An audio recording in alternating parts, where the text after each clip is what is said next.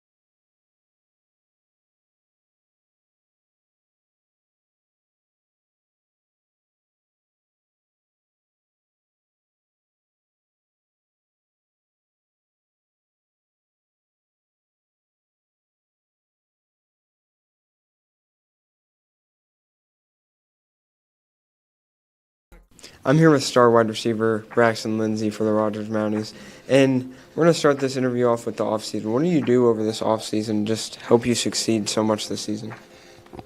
Over this last offseason, this last summer, I really took it as a challenge to be more of a leader and step into that role for this team, and especially offensively, playing every snap.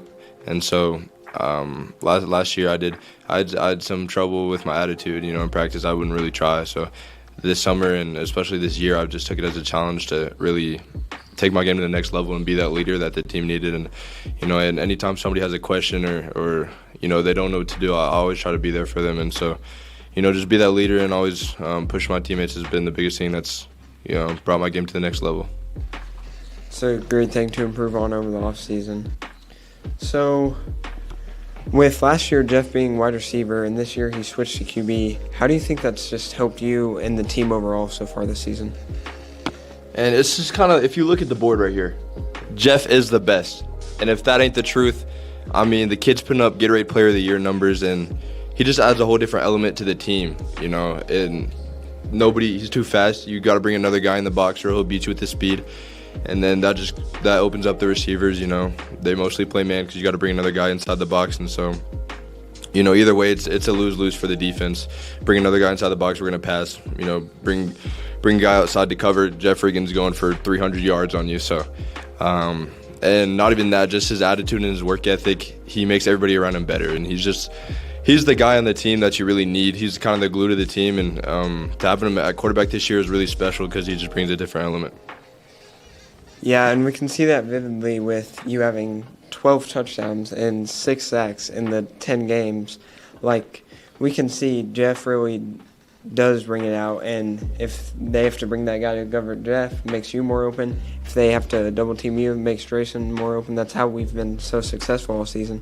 So just like, how are you able to get 12 touchdowns? There's a lot of answers to this question. I could start with the receivers, perimeter blocking. You know, the blocking opens everything else up. Corners, safeties don't like to get physical, so, you know, we'll start with that at the beginning of the game, and that kind of opens up everything else. And then, obviously, Jeff, his running ability, you know, his scramble ability allows everybody else to get open, especially on the scramble, you know. He always likes to look downfield, too, so that's always great. But I think most importantly is the coaches and the time that they devote to this team, and the hours they put in. They don't have any days off in the season except Sundays, and so they're always up there. They're always watching film, always working, and that's what's really allowed us to have this success this year, and just the time that the coaches put in and how much they care. And you've just had some star plays this season. I mean, especially this one-handed catch right here.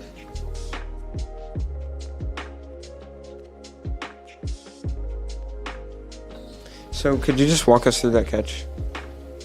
Yeah, so we've been putting in that set, that whole Bentonville week is me at running back, and it's really just to get me ISO on a linebacker, and you know, I feel like I can win that matchup 100 out of 100 times. So I was down the sideline. You put a linebacker on me. I don't think it's really going well, and you know, I just feel like I've worked so hard, and those plays kind of come routine to me. So and just thanking God for putting me in that position and giving me the abilities that He has. You know, they're not really mine. You know, He gave them to me, and I play for Him and through Him. So that's really it. It's a great thing, and great abilities you do have. So if you could just compare yourself to someone at the next level, like NFL level, who do you compare yourself to and why? I really got two people, you know, me playing both sides of the ball offensively. I'd definitely say Mike Evans, just a big wide receiver. He can route run. He's always going to go high point the ball, get the ball. He's hard to cover because he's so big. So I'd definitely say that. I think I'm a nightmare for most corners. Besides Cam Cunningham, that kid can ball. I mean, let me tell you, practice is tough. But defensively, definitely, I think Micah Parsons for the Dallas Cowboys, I can line up. I feel like he's very versatile, and I think I'm the same way. And he can line up at the end. He can line up at linebacker, outside linebacker. He can cover. So I like to think of myself very athletic like him. Yeah, I mean, those are great people to compare yourself to. And talking about Cam, you guys are both on Mountie Rushmore. I'm not sure if you were aware of that or not. And also, if you had to, like, tell us something personal, you know, people know you play football. They know you got D1 offers for football. They know you are on the court, on the field, playing basketball too. What's something people don't know? 2022 Fortnite FNCS player Braxton Lindsay. Add me at Splotchy Trev. Thank you. Wow, very impressive. All around great person here. Thank you so much for your time. Thank you.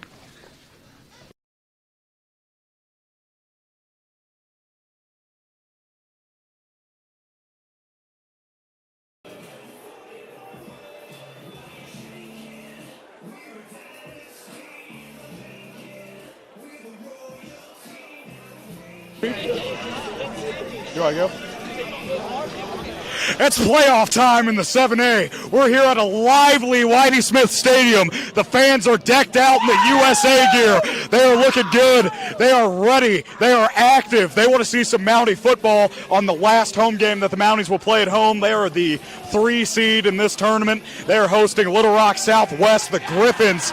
It's going to be a great game. These guys are excited. They got props. They got everything. We got Jack Harrell out here. It's going to be a great game. Let's go, Mounties. Yeah!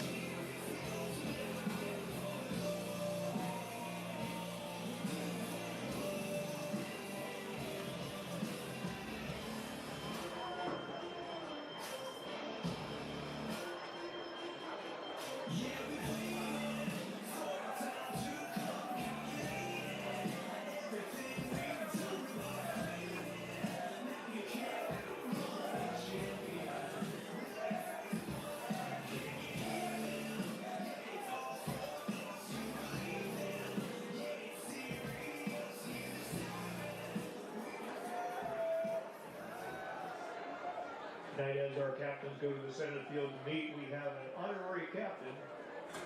This is Norma. Mrs. Norma is escorted by our athletic director, Ronnie Delk.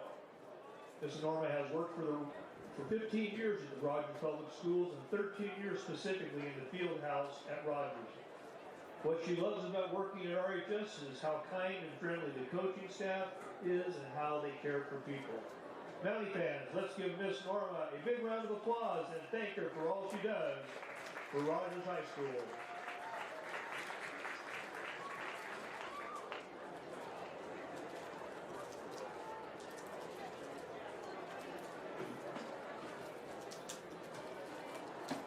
Our captains for tonight's game. For the Gryphons, number 8, Jalen Waits. Number 11, Chase Forte. Number 14, Nakai Mohammed. And number 33, Montreal Martin. For the Rogers Mounties, number 4, Cam Cunningham. Number 7, Nesto Gonzalez. Number 61, Alan Perez. And number 74, Aiden Liber.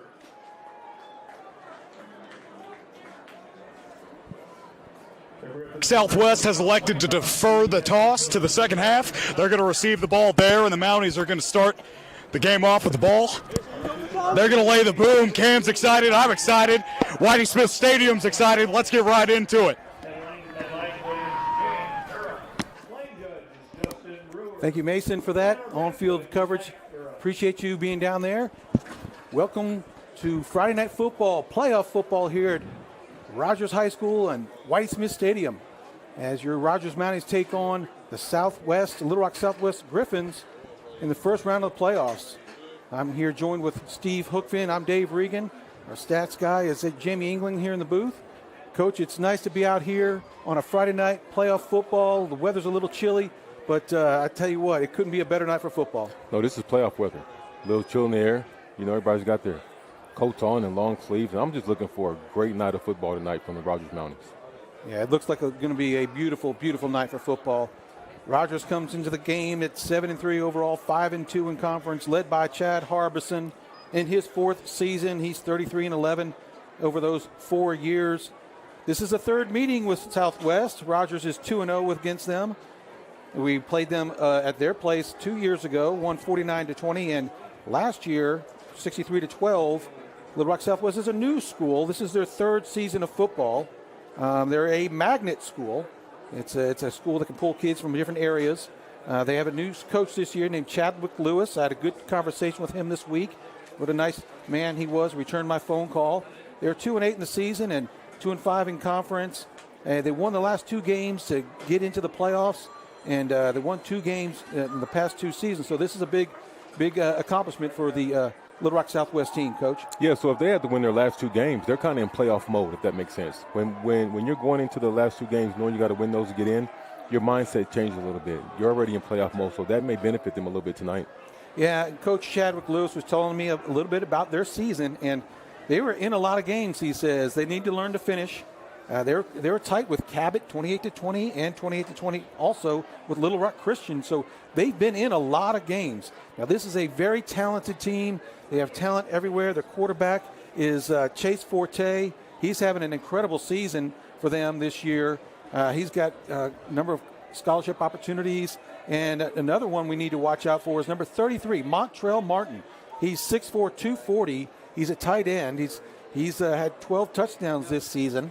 He's got a number of scholarship opportunities next year. Last year, he played Offensive line, yeah. Offensive tackle last year. That's right. So I heard that he went to a camp, and at the camp, he was a lineman. And then he performed so well on some of his numbers that the coaches at the camp encouraged him to move to tight end. That's probably a smart move on their part. Absolutely. As big as he is and as well as he can run, we will be calling his number out a lot tonight. So Coach, what do you foresee about this game and starting now? Let's take a look at your hooks. Okay, first thing I want to see, and again, this is this game, and also if we're fortunate enough to go past this game and play Conway and teams of that nature later on down the road, is push the ball down the field. We know we want to run the ball. I think our quick passing game has been outstanding, but I'd like to see us to kind of stretch the field vertically a little bit more. I've talked about this many times, great open field tackling. They're going to have athletes. I assume they're going to put their athletes in space. And we have to do a great job of closing that space and tackling well in the open field. Also create turnovers, specifically interceptions. I think we've had a number of opportunities this year to get interceptions, and we haven't capitalized on those opportunities. I think tonight's the night when we see that. And as I always say, maybe the most important hook of the day is have fun and enjoy the moment. It's playoff football. Everyone right now that's playing football has a chance to win a state championship. Enjoy the opportunity, have fun, and put your best effort forward. I love it. I love all those. In addition, we do have the drone flying tonight. Mr. Jeff Anderson and his crew have the drone above us going tonight. The Gryphons did win the toss, and they deferred to the second half. So the Mounties will be on offense to start the game. Well, they will receive the kick at least. The Mounties have had a really good season so far scoring the football, averaging 42.7 points a game. That's amazing. It really is. It's actually one of the best scoring averages they've had in quite some time. In quite some time. Last year was close. They beat last year's by 0.3 points. Okay. That was a very good scoring offense last year. Yes. So it is the highest scoring average in the 7A West. So, I mean, that says a lot because we got a lot of teams that can air it out and put a lot of points on the board. They sure can. And I'm glad it's dry tonight. Last week at Heritage, you and I watched the game from the sidelines and kind of enjoyed it that way. And I've never been so wet in my life. And here, it's an onside kick. Oh, and it looks like they recovered it. They do recover it. Number 21. They just stole the possession from the Rogers Mounties. Really caught the Mounties off guard. Caught me off guard as well. And stole the possession. And it's well, it's playoff football. You know, you can't expect the unexpected tonight. And I'm sure they have a couple more tricks up their sleeves offensively. I bet they do. Now, they run offensively. They run in the spread. They run 10 personnel and 11 personnel. They'll go empty, and they'll go with one back, similar to what the Mounties do. And just for you guys to know, when we talk 10 personnel, 11 personnel, it's usually for determining number of backs and number of tight ends. Oh, boy. He trips to the near side, flips it out to the right. Oh, that ball is incomplete. Marcus Mounts was all over it if it was a complete pass. That's number 14 at quarterback, Makai Mohammed. So Chase Forte, I heard about this from Coach Rose today. Just as I was delivering some things. Apparently, their stud quarterback, Chase Forte, had unsportsmanlike conduct called on him twice last game. So that means he's ineligible for this game? Or at least a half. Yeah, okay. So that's why we don't see number 11 back there at quarterback. That's Makai Mohammed at quarterback.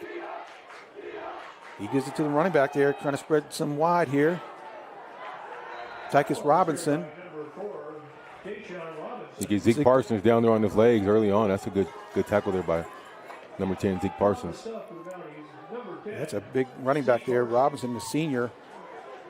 And that's going to be the key, not to let him get started. Get to him before he really gets behind his pads and gets that big frame downhill. Third and 8. As the Gryphons shuffle in. Run one in late. Yeah, Logan White coming in. Mohammed back at quarterback. Looking over to his right. Throws it deep. We got Cam Cunningham out there. Oh, good play by Cam. Great coverage. Very good coverage. Stayed on top of him. You also had Christian Flores coming over the top, which I like to see. Yeah, see him hustling over there. That was Montreal Martin, the tight end, converted tight end from that we talked about in the opening. So that'll be 4th down and 8 for the Gryphons. See if the Mounties can get a stop here after that onside kick, the successful onside kick by the Gryphons.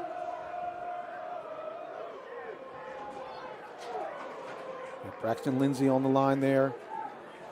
Back to pass again. We're bringing the house. They're trying to find a way through. Oh, they got him. Nestor Gonzalez gets there first along with Troy Chandler there to clean him up. Yes, sir. Also see Braxton Lindsay in there on the tackle as well. Boy, I love to see those Mounties when they start charging that quarterback and when they know it's a passing down and just pin their ears back and just get after them. Defense did a terrific job of getting that possession back, Coach. Yes, absolutely. Now we see the Mounties offense take the field.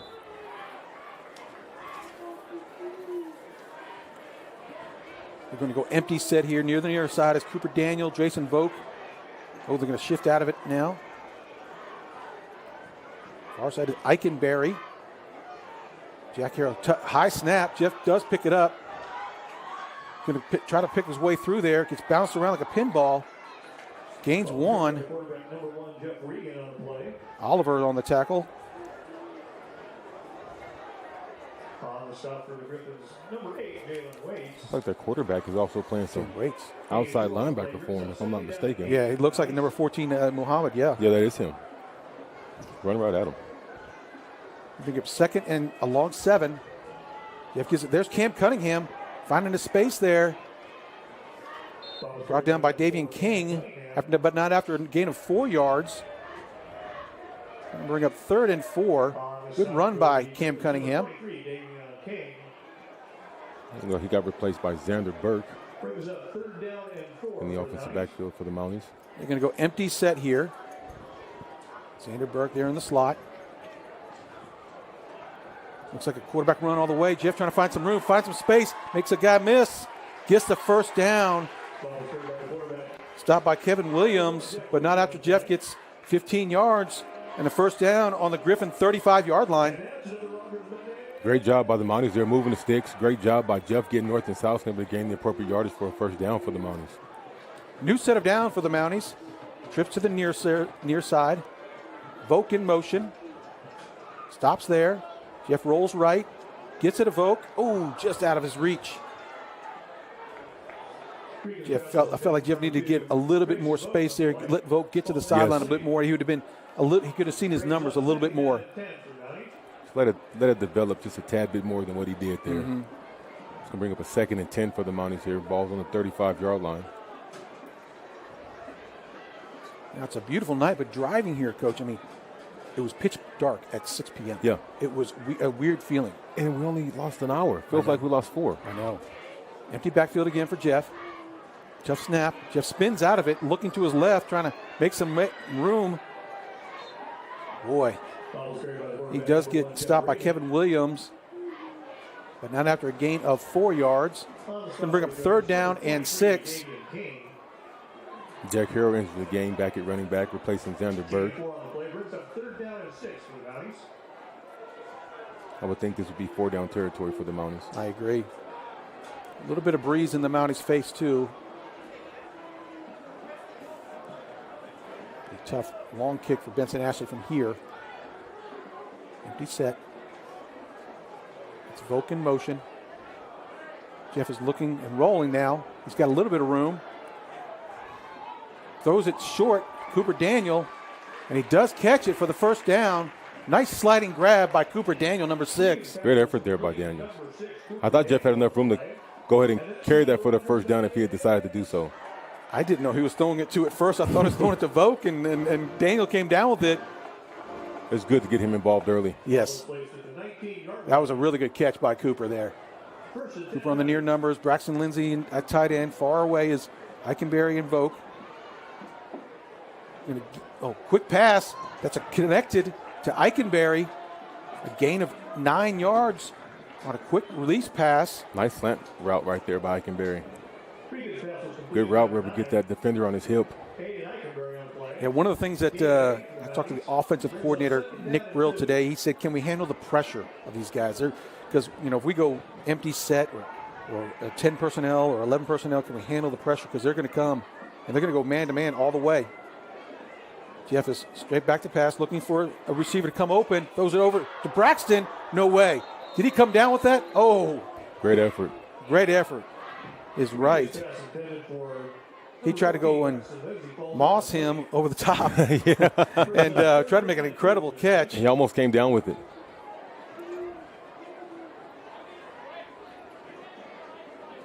Bring up 3rd and 2 for the Mounties. Ball's on the 11-yard line, so.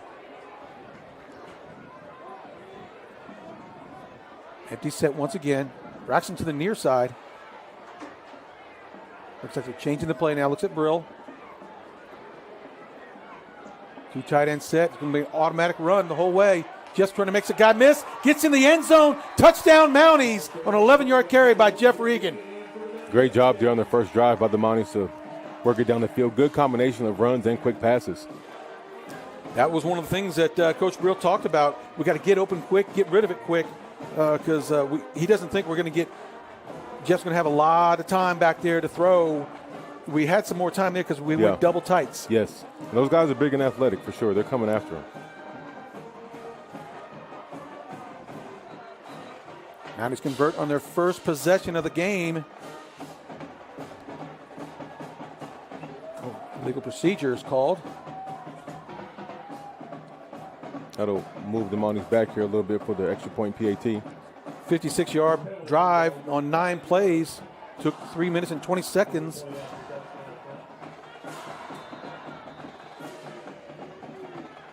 Just gives Benson Ashley a little bit more room to kick it. A.J. Francisco with the hold on the 15-yard line. PAT is boomed, and it is good. So Mounties take a 7-0 lead. There is another flag on the field. Oh, there is, thank you. Let's go offsides. Here goes the replay of that last touchdown by Jeff. Then you get a pull. It's clogged up inside. Jeff sees a little crease outside, and as I say time and time again, not wise to give him the sideline. Yeah, he makes that one guy miss out there who kind of came in, who's going to try to pinch. Jeff just stops a little bit. Yeah. And gives it time to open up on the perimeter. Mm-hmm.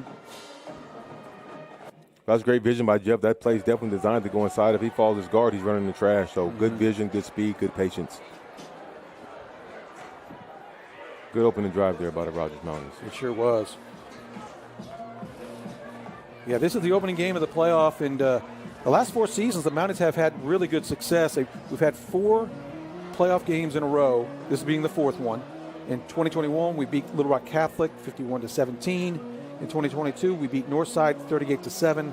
And last year, we beat North Little Rock 44-6. So the Mounties have had really good success, whether they're the 3 seed or the 4 seed in the first round of the playoffs. Yes, absolutely. And, our test is going to be, again, I said, if we were fortunate to get through the win tonight, be going on the road and playing a caliber team as a Conway.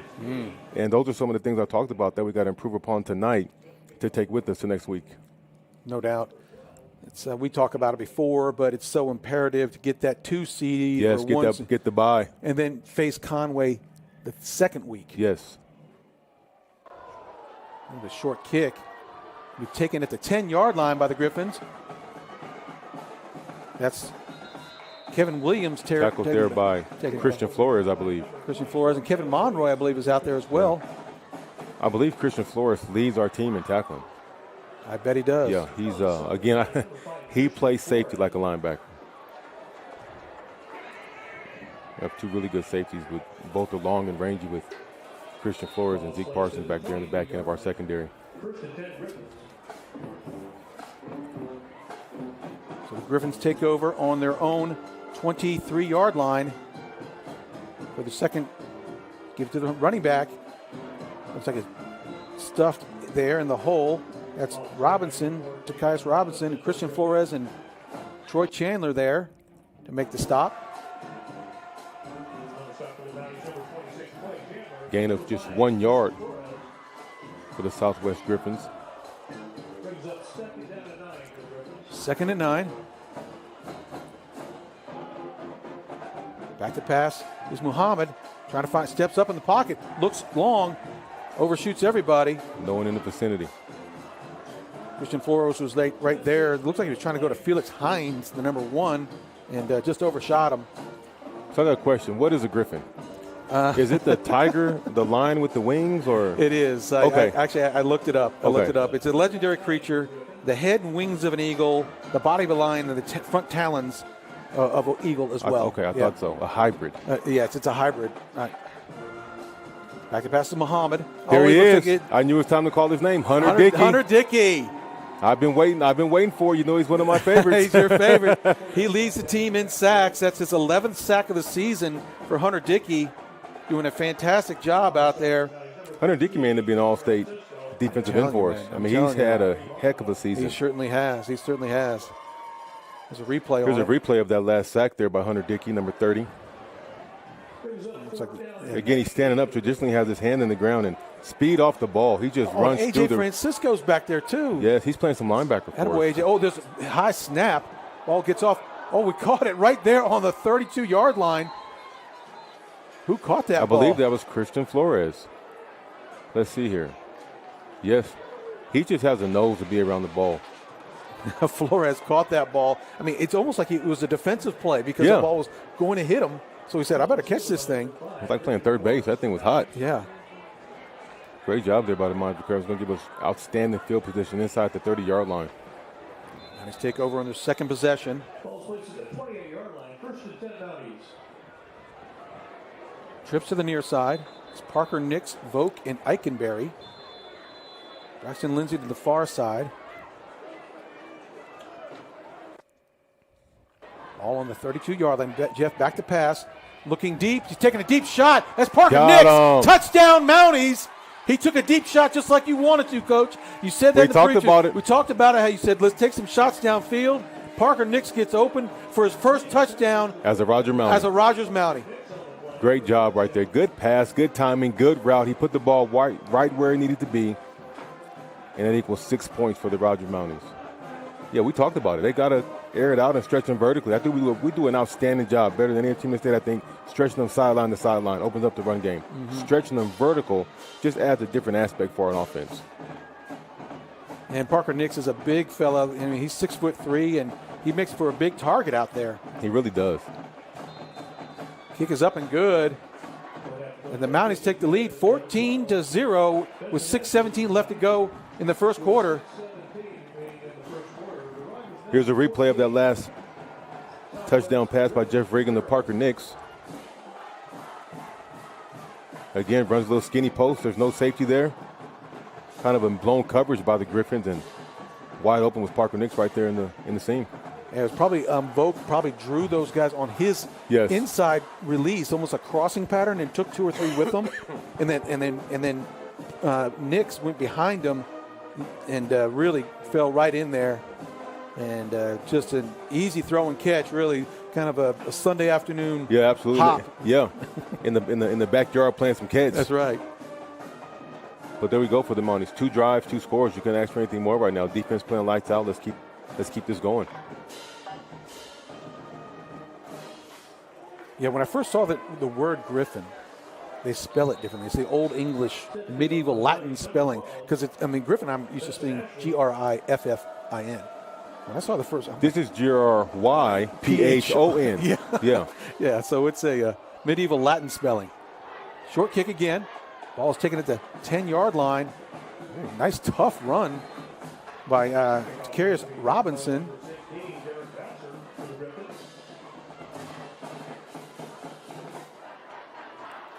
The Mountie defense tries to. Look like I see Herson Cruz is going to get some. Yeah. Aiden Eikenberry out there getting that tackle, and he's kind of coming off a little bit wobbly on that leg. Hopefully he's okay. You see your starting wide receivers out there on the kickoff team. Yeah. Lets you know what time of year it is. Mm-hmm. I would say rub some dirt on it, but we're playing on turf. That's right. Here come the Gryphons on their third possession of the game, starting at the 24-yard line. Muhammad looking right, airs it out. Got behind our man, but the intended receiver, Mario Maxwell, didn't get his head around. If Cam gets his head around a little sooner, I think we have an interception there. Again, he's got to read the eyes of the receiver. Once the receiver looks, he's got to be in phase, as they say. He wants that receiver just to be just a step or half a step in front of him, still feel him. And when the ball's in there, he sees that receiver look. He has to look as well. He has to have confidence in himself. Incomplete pass can bring up 2nd and 10 for the Gryphons.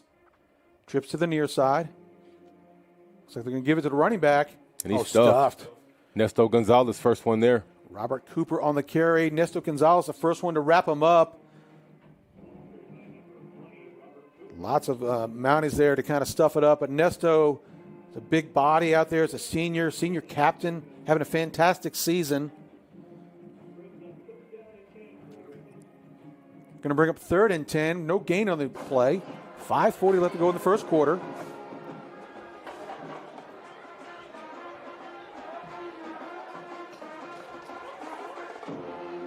Muhammad's back there by himself. Empty set. Looking right. Throws right. Ball's overthrown. That's intended for their big man, Montrell Martin. Ball's incomplete. There's a man down on the field. Is that the quarterback, Coach? I believe it is. That's too bad. Timeout on the field of play. And if he's out, then they're going to have to go to their third quarterback because Chase Forte, who's had a great season for them, is he's out for at least the first half. Yeah, and you know, in high school ball, it's going to be hard to have a third-string quarterback come in and run your offense at the speed and execution level you would like as a coach at this level in a playoff atmosphere game on the road. And this being a magnet school, this Little Rock Southwest is a magnet school, so they can pull kids from any different area. So there's lots of kids coming in from Parkview or Little Rock, yes, you know, Christian or whatever schools are, you know, they might be pulling in from. So they don't necessarily have feeder schools like Elmwood and Kirksey. Right. So when you get them, they have to learn their system as a sophomore, or if they come in as a senior, they have to learn your system. So they're a step behind. They might be, you know. So that's one disadvantage they have. I mean, an advantage, they can get anybody. They get anybody. All they have to do is offer a program that the other school is not offering. Right. The academic program. Yes. Yeah. Back to punter of the Gryphons. Yeah, it's a pretty good kick this time. He's going to chance to return this. Oh, he called a fair catch. Lee Sean Gaucher called for a fair catch on that one. Well, it's good to see Lee Sean have some confidence and catch that ball. We've seen in weeks past where he let it bounce a little bit and put us in a little bit worse field position than we would like. So it's good to see him attack that ball and catch it and give us pretty good field position going for our third possession. Now he's take over on the 44-yard line as they get set for their third possession. Other first-round matchup besides the game going on tonight in the 7A, Springdale versus Cabot, Pulaski Academy versus Harbor, and Little Rock Christian versus West in a 4-5 matchup down there in Little Rock. I think Springdale's going to give Cabot all they want. Oh, no doubt. Empty set for Jeff. Trip to the near side. Looks like a run play all the way. Spin move. Puts 23 in the blender. gets a 12-yard run. Yeah, he did. Man. That was Carryon James on the tackle. Nice 12-yard run on first down. Coach, our first down average is 7.2 yards a play. That's amazing. That's incredible. When you're getting 7.21 yards on first down, you're ahead of the chains. Open the playbook. That's Jack Harrell right at the middle. Going to gain a hard 3 yards. Tough running. Carryon James again on the tackle.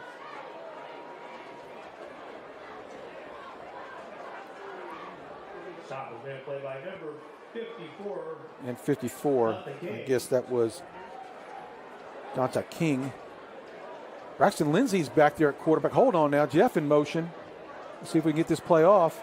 They do. Braxton is looking to throw it deep, and he does. Throwing it to Jeff. Oh! He does it! Oh, he dropped it! Oh, my goodness. I thought he had that ball. Well, you know, this is something that we've seen in weeks past where they line Braxton up at quarterback, but every time it's happened previously, there's been a flag or a false start, and they never could get this play off. But I've heard they've been working on this play for quite some time. Yes, they have. They've been wanting to throw that along. Braxton's been dying to throw a ball. Well, he can air it out. We just saw that. Yes, he's quite the athlete, obviously. Hopefully, if you're all listening, if you didn't see the Northwest Arkansas Democrat Gazette today, please go look at it. A great article on Braxton Lindsay and what he means to this team and how much the Rogers Mounties mean to him as well. Jeff rolling out, fakes it, gets it to Braxton. He's in the open field now. Nice move there. Gets it all the way down to the 25-yard line, but there is a flag on the play. I'm interested to see what the flag was because he did not hurdle the defender. He did not hurdle the defender. I wonder if they're going to call illegal man downfield. Then they called a pick. They are going to call a pick. Yep. They called a pick on number 16, Parker Nix. But you want to run that route.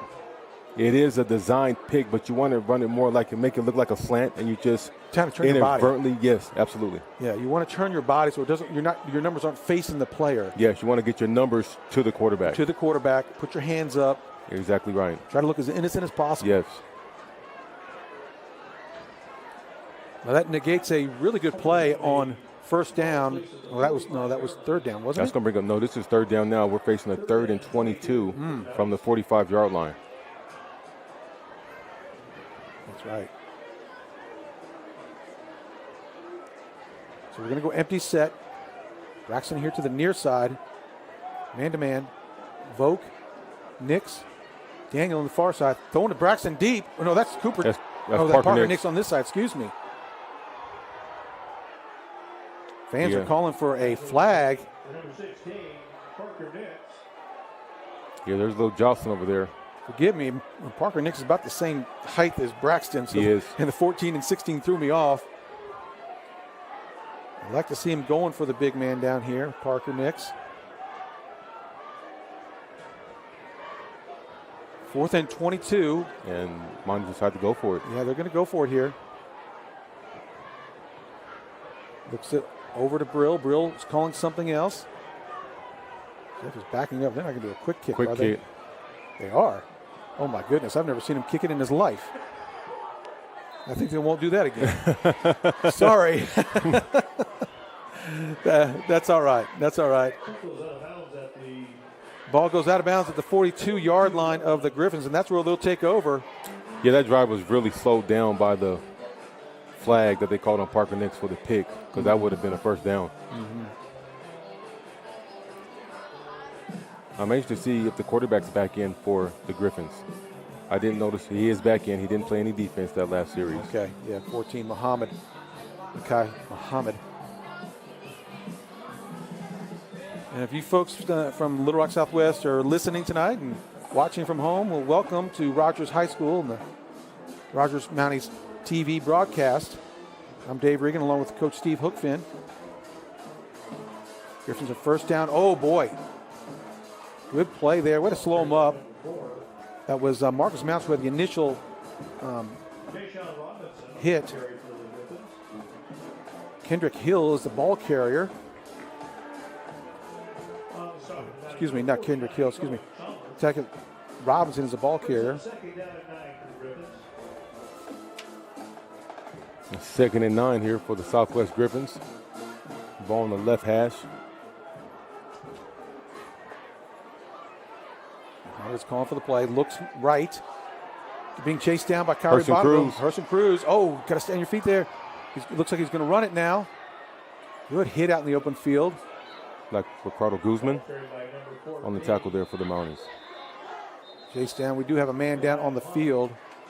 That looks like Troy Chandler possibly. I can't see now. Hopefully that's not Herson.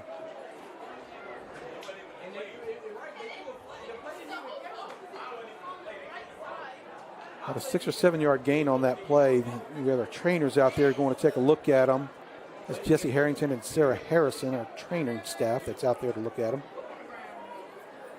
And you know, these playoff games, Coach, your passes don't work here. So it's a AAA sanctioned.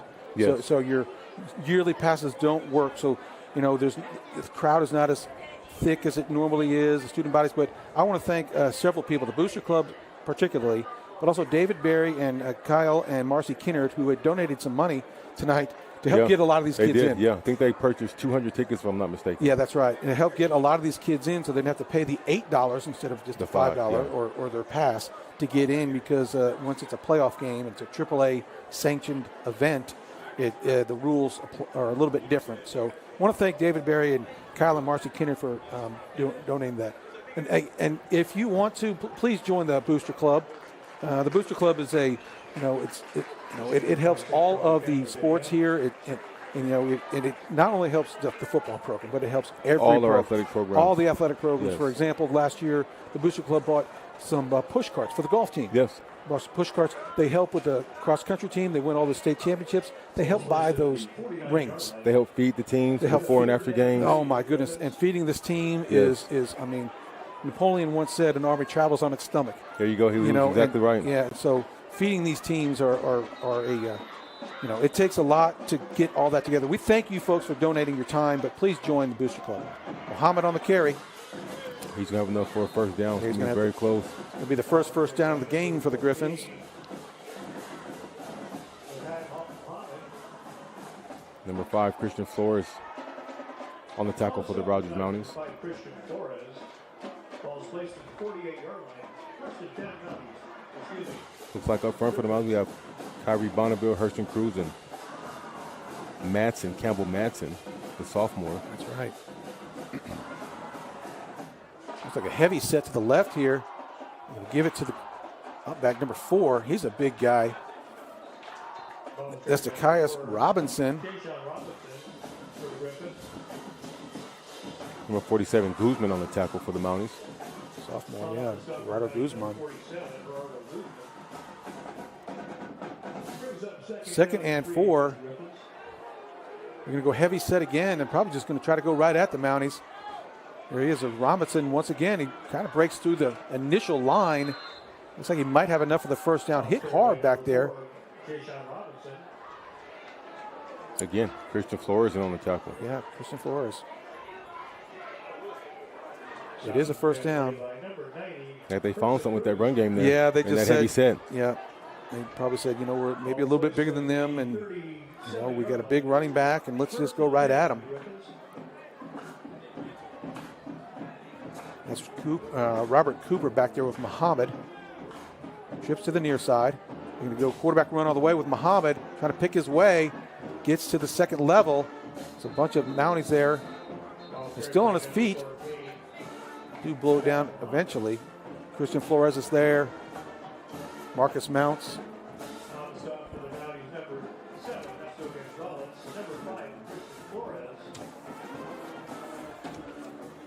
It's going to bring up 2nd down and 7 yards for the Southwest Gryphons as they're marching down in the Rogers territory.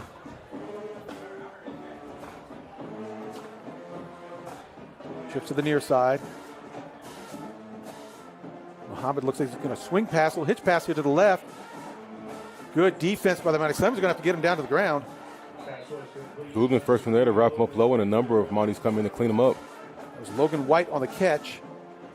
Good job by Guzman forcing him back inside towards the linebackers and where all the pursuit was coming from. Yeah, it certainly was. He was right there on the spot. Logan White made a good move to get away from him, but 6 or 7 Mounties were there, and they eventually lose a yard on that play. Yeah, it's going to bring up 39. Let's hope they keep passing it because, I mean, you would think the success they had with the... I was surprised they went away from it, honestly. I thought they would just keep running until they stopped it. I would go 4th grade football. Yeah. And go right behind the guys that right. I know can get me 3 yards in a cloud of dust. Yep.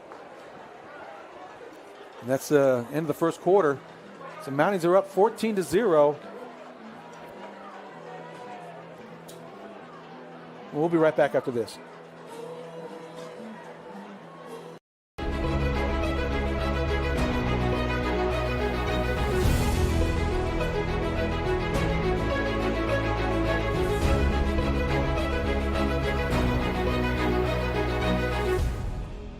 The roof is the home's main defense against the elements, so services like upkeep, repairs, and upgrades are vital. David's Roofing is the only roofing contractor in Northwest Arkansas that has the prestigious Select Shingle Master rating from Certainty.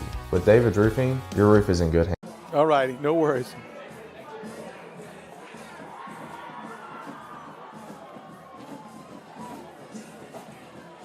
Okay. You want to mention that?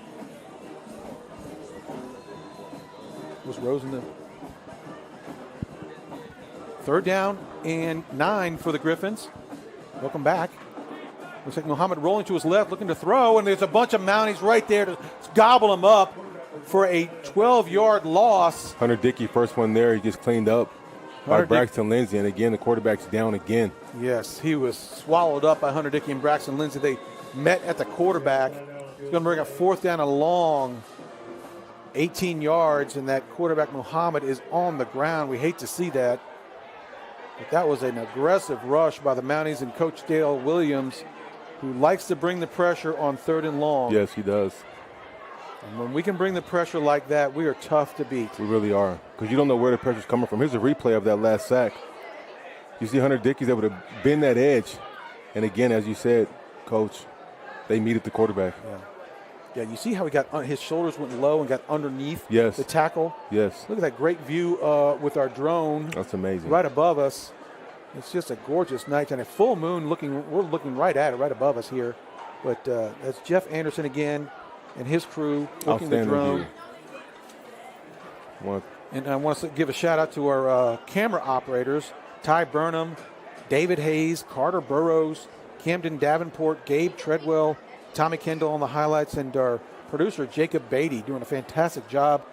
We are a student-led program here, folks. There are no, we're not farming this out. This is they're doing a great job. Doing a great job. Zach Land is the engineer. He's the teacher at Rogers High School, and he's just done a fantastic job with the production of this program, and it gets better every week, and we can't thank him enough, and he works incredibly hard.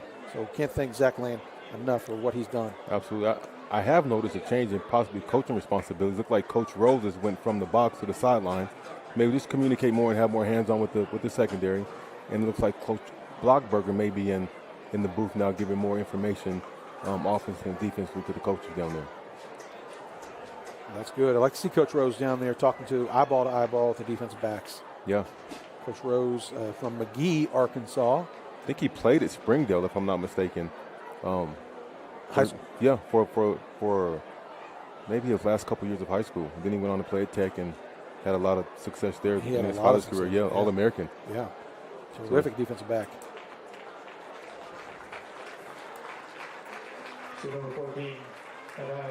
Yeah, one of the things I noticed that when the Mounties haven't had success is giving up the big play. We talked about the big play, and defensive backs and the big play, and the 2 conference losses. We gave up a 65-yard, 70 yards, and 22-yard TD passes to Fayetteville, and over 50-yard plays to Bentonville. And we keep those in check, keep things in front of us, like you say. You like to say, keep it in front of you. Keep it in front of you. And if we can do those things, we're not playing tonight.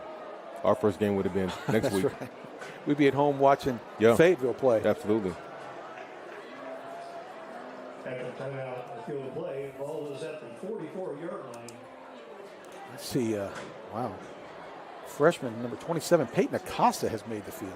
I coached him in basketball at Elmwood. Good to see the freshman out there getting some time. Yeah, he's got good size on him. They're really excited about him. New quarterback is number 16, Derek Grasser, back to pass. Oh, there's a whistle on the play.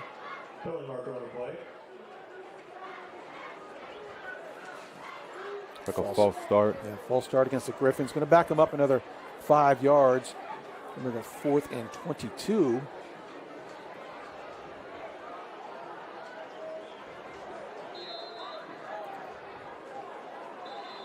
Out there, who else do you see out there? Sometimes they crinkle up their jerseys. I can't see their numbers so well, but I think the timeout Gryphons right now. Colin Chalmers is out there. A.J. Francisco, Hunter Dickey, Deshaun Gaucher, Zeke Parsons, Cam Cunningham for the Mounties.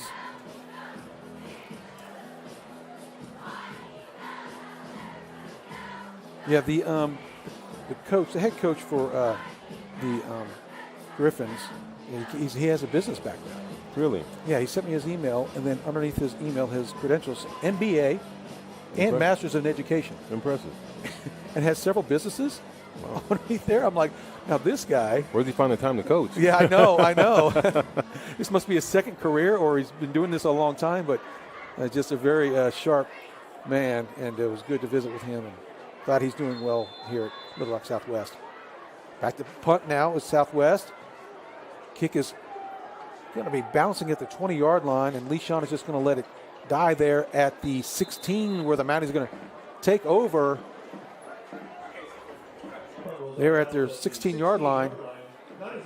Be the Mounties' 4th possession of the game. First quarter stats for the Mounties: 5 first downs.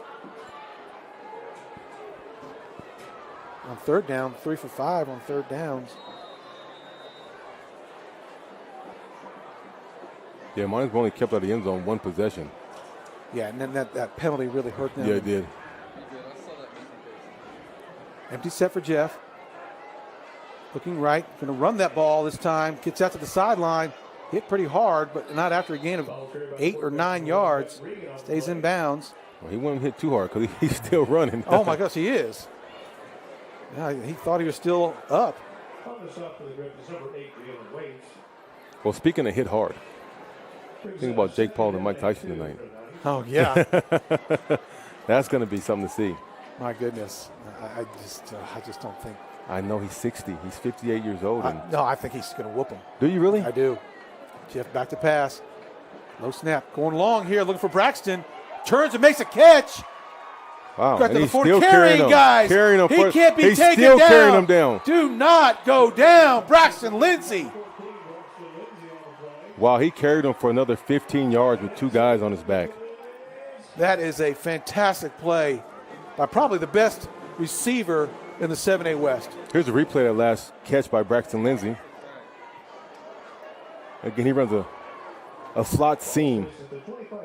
And you see he has 2 defenders on him. Just carrying him down the Just field. strong. Back to the live action. Here comes Jeff carrying around the quarterback keep. Braxton out there on lead blocking. Nice carry, gain of at least 10, maybe 11 on the play. That's one thing that they've had success at, first down, coach. We talked about it all season long. I mean, he's averaging 10.5 yards per carry. My goodness. On the season. My goodness. With 1,400 yards rushing on the season. And that's terrific blocking, terrific scheme. Yes. Cam Cunningham back into the backfield with Jeff. Looks like they're going to give it a Cam, find some room at the middle, picking his way. Nice carry. About a 7-yard game there for Cam Cunningham on first down.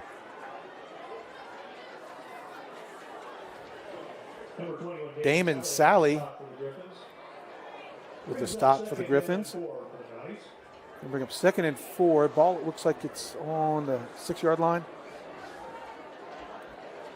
Long in the play. It's going to be Xander in the backfield with Jeff.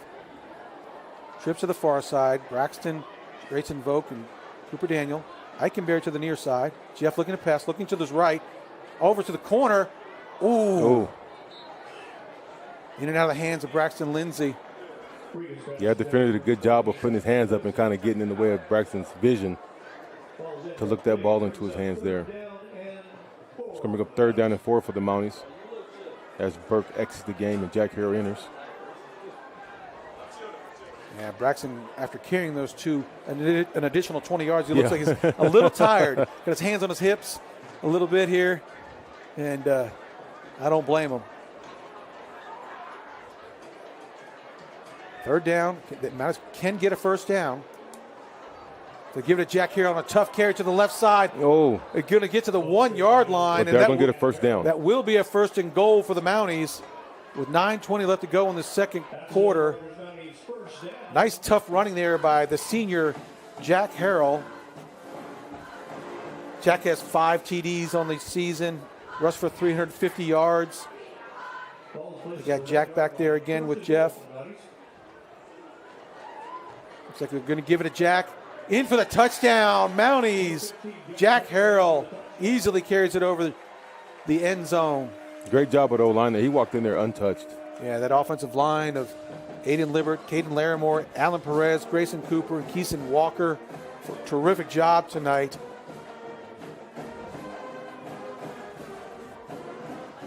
Yeah, outstanding job there by the Mounties offensive line. Yeah, just walked into the end zone there.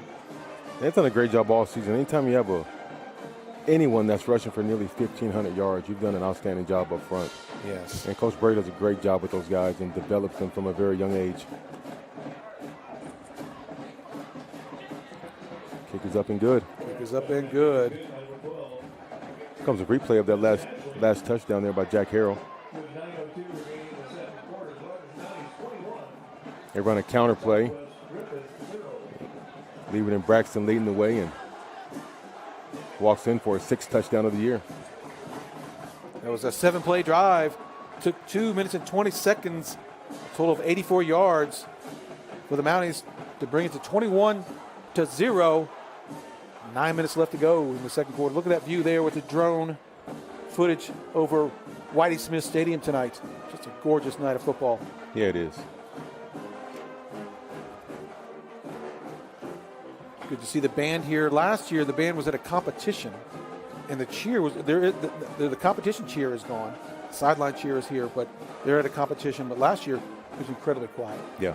It was, and then, we didn't have anybody donating tickets either to help the students get in the game, and people were like, well, you know what? And our production has gotten so good. Yes, absolutely. People want to stay home. Hey, listen, I've got lots of friends say, hey, Dave, I'm going to stay home on the back porch. You do such a good job. We just enjoy it.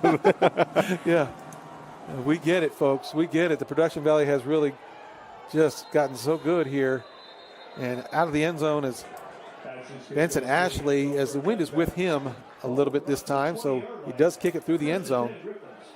Yeah, the American flag isn't waving much, but the flags we have up throughout the stadium are definitely whipping a little bit tonight.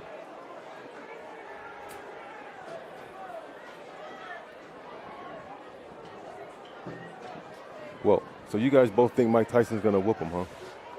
I hope so. I love Mike Tyson so much. I don't want to see him get knocked out. Yeah. He is. He's just trying crazy. He could not have beat Mike when Mike was his age. He's trying to get the pay-per-view up. Back. Oh, the 16 is the quarterback. Derek Vassar. Nice run by Derek. Got a little moves to him here. They missed a handoff and a little miscommunication back there, but he decided to take it himself, and nice gain of 7 yards. Yeah, that would make something happen. Yeah. Brings up 2nd and 2 for the Gryphons. Ball's on the 28-yard line on the right hash. Back is Vassar, the quarterback, number 16. He does give it to. There's a flag on the field.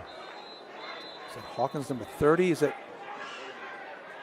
There is a flag on the field. 20, excuse me. Robert Cooper is a running back.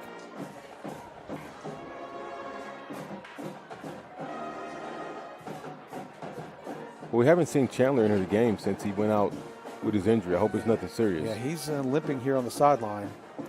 Ty Chandler is. It's a false start on the Gryphons. Backs him up 5 yards, so it's going to bring up 2nd and 6, a long 6.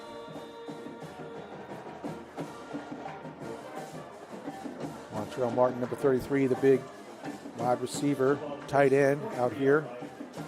The near numbers in a stack set, both stack set on the far numbers and the near numbers.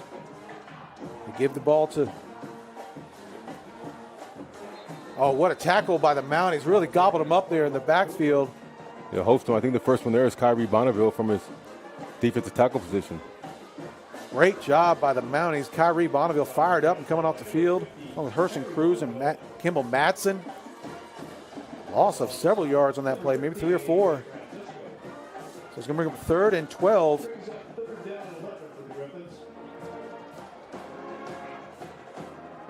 Third and 11. We know this is Dale Williams.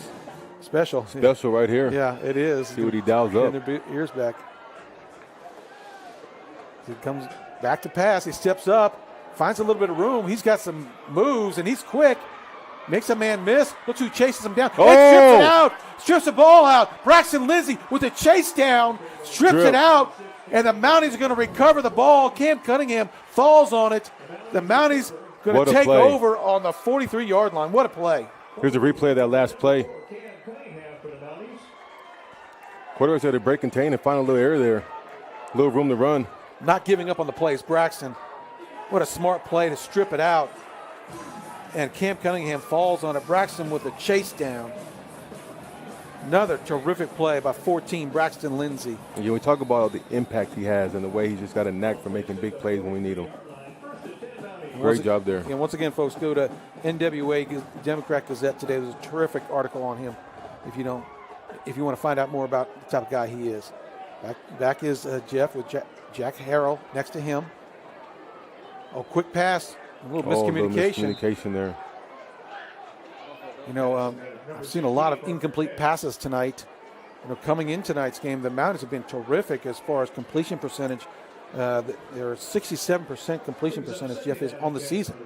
That's good. That's a good percentage there. That's actually it's the highest percentage in Mountie history right now. That says something. It's a lot of Mountie football that's been played. But this keeps happening. Yeah, it'll go down a little bit. Going to give it to Cam Cunningham. As he finds a way around the side, gets some good blocking, keeps his feet. Great job by Cam, just riding that lead blocker through the hole and able to pick his way through there and gain big gain. Looks like first down yardage possibly for the Mounties. And Grayson Cooper, Coach, and Aiden Libbert out there driving those guys downfield, blocking guys 8 and 9 yards down the field. Stop was made by number 40, Christopher Graves, and the Gryphons on that play. Mounties looking to the sideline, Coach Brill. Cam Cunningham back there with Jeff again. Going to give it to Cam once again, trying to find some room to the sideline. Does make a way Get to the sideline, a nice gain. Another big run by Cam Cunningham. I like to see that. Yeah, tackled by Jace Peoples, out of bounds, but not before Cam gets at least 6 yards. Cam will come out, and Jack Harrell re-entered the game at running back for the Mounties. And it's going trips to the near side. Braxton out as tight end to the far side. Lots of room to the opposite side of the field. Jack moves to the right of Jeff. Jack goes in motion. Nobody's going with him. Finally they do. Oh, Braxton's wide open down the middle.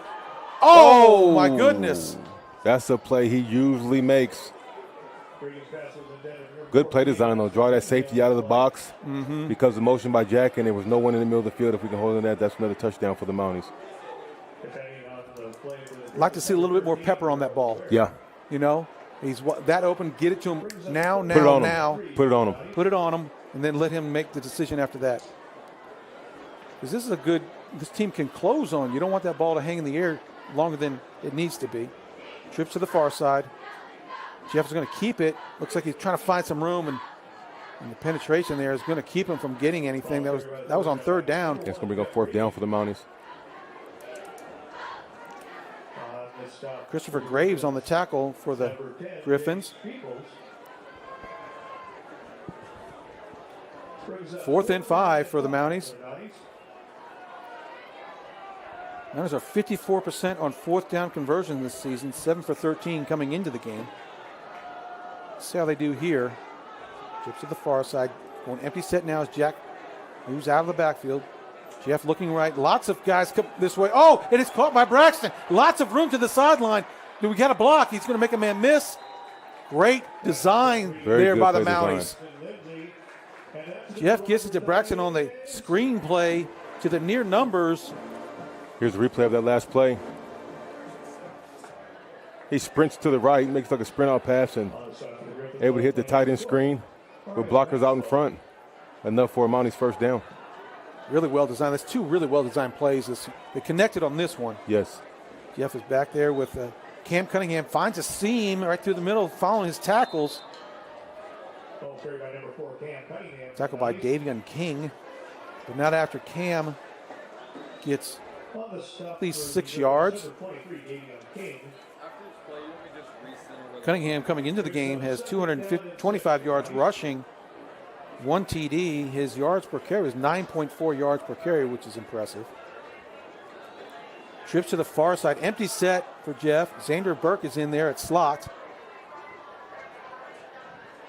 Braxton is out of the game right now. We got Daniel to the near side. So they're going to give it to Harrell. Right up the middle. Nice strong run. Good 4-yard gain there by Jack Harrell.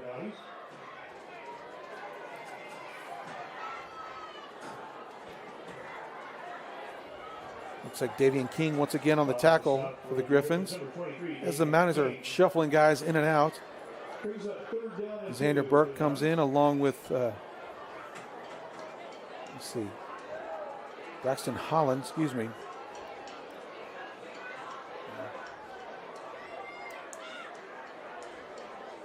Up comes Eikenberry into the near side. Going to the deep corner for Braxton, changes his direction over the right shoulder. Great touchdown Mounties. He chased like a Willie Mays catch, looking one way, goes the other way, finds the ball, high points it, comes down with it. There is a flag. Oh my goodness, there's a flag on the play. Illegal man downfield. Illegal man downfield. Oh my goodness, I hate that. You take that play away from him. It'll still be on huddle. Yeah, that was still a heck of a play. Coaches don't care. No, they don't care about the flag. They like to see that body control and that athletic ability that Braxton put on display there on that last reception. Well, that negates a terrific touchdown catch by Braxton. Going to bring up 3rd and 6. The line to gain is the 8-yard line. Fakes to Harrell. Going to go for the screen pass once again. We got more blockers out this time. Spin move. Gets down. Still keeps his feet. It's got enough for a first down. It looks like it, Coach. Same screen pass over here to Braxton, and he needs to get a breather. It is going to be a first down, so the Mounties are first and goal on the 7-yard line. I haven't seen that type of screenplay develop like that this season yet, so there's something must have been sitting on or implemented. They did run it against Bentonville, but it was sniffed out. They did a great job of recognizing it. Jeff's going to keep it right now. Oh, they give it on reverse to Drayson Volk. He's got a little bit of room. He's going to try to get to the pylon. Can't get there. Like we're just a blocker short from getting into that end zone. Jalen Waits does run him out of bounds, and Drayson almost gets into the end zone. Does get it to the 3-yard line. On the stop for the Gryphons, number 8, Jalen Waits. And second down from the Mounties, second and goal from the 3-yard line. 3:54 left to go in the ball in the second quarter. Excuse me, folks.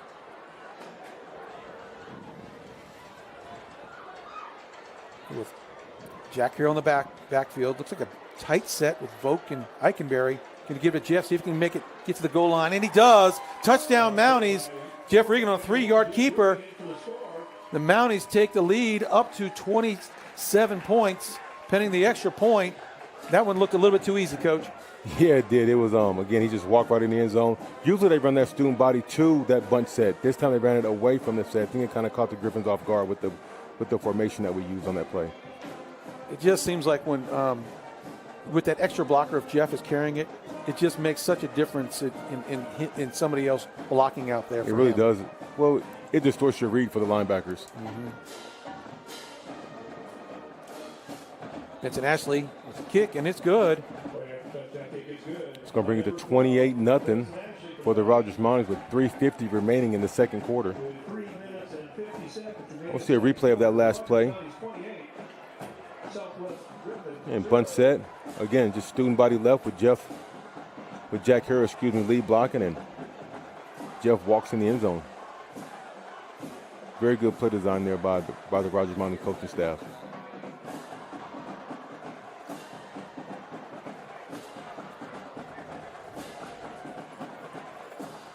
That was 11 plays. Took 3 minutes and 25 seconds off the clock and 55 yards in total. Ends up in a touchdown for the Mounties. We'd like to see that. Well, if we can keep this going, we'll be a running clock. Get opportunity to get us some young guys in there and get them some experience under the lights, which is always good, especially as we progress further into the playoffs.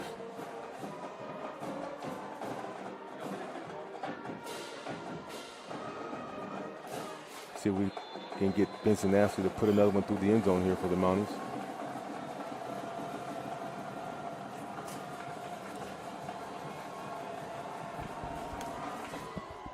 Ashley set the kick, and it's a boomer through the end zone. Once again, Vincent Ashley, he is 70% coming into the game on touchbacks, and we talked about what a weapon that is. The ball's not carrying as much as it was. Remember earlier the season when it's warmer and the ball carried a lot, and obviously cooler weather, a little bit of wind now. Cooler weather makes that ball just a little bit harder and a little bit heavier. Mm-hmm. But he's doing a fantastic, been just a great asset for us this season. Absolutely. His long field goal this year is 47 yards. He's 3 for 3 on field goals for the season. Not many opportunities because we score so often. So we didn't have that many opportunities to kick a field goal. The Gryphons take over on their own 20-yard line. 3:50 left to go in the second quarter. Into the back. Oh, there's Nestor Gonzalez and a whole host of Mounties. Robert Cooper is the running back. Looks like they lost a yard on the play. Mounties down there, Herson Cruz, Hunter Dickey, Alan Perez as well. Nestor Gonzalez. Doing a great job on the defensive front. Yeah, that defensive front has been tremendous for us. Sorry, and the depth that they have at that defensive front is even more impressive. They play a number of guys up there, keep them fresh. Looks like no gain on the play. Back to pass. It's going to be like a screen play, it looks like to me. Oh, it's sniffed out. Who is that? That is Marcus Mounts. Marcus Mounts sniffed out. There's a flag on the play. Oh, there's a legal man downfield. I think they'll decline that pass. Yeah, it looks like they're going to decline it.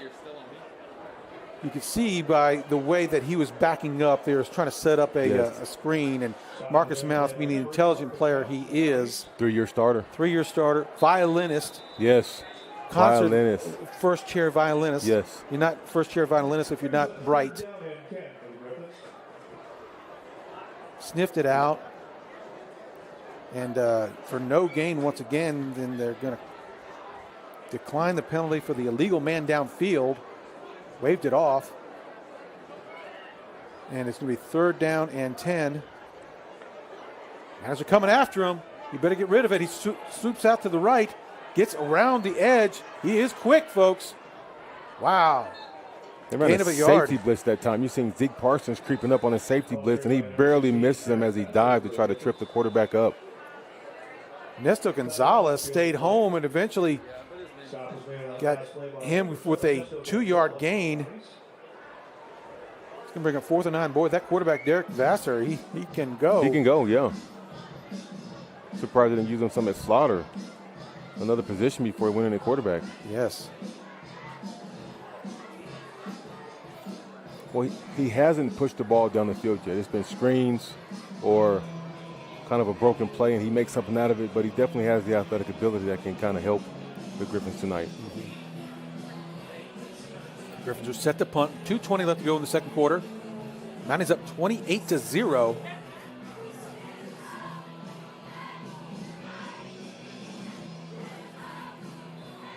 Is he really? Quarterback is the deep snapper. It's quite the athlete. I bet he plays baseball or basketball too. Short snap.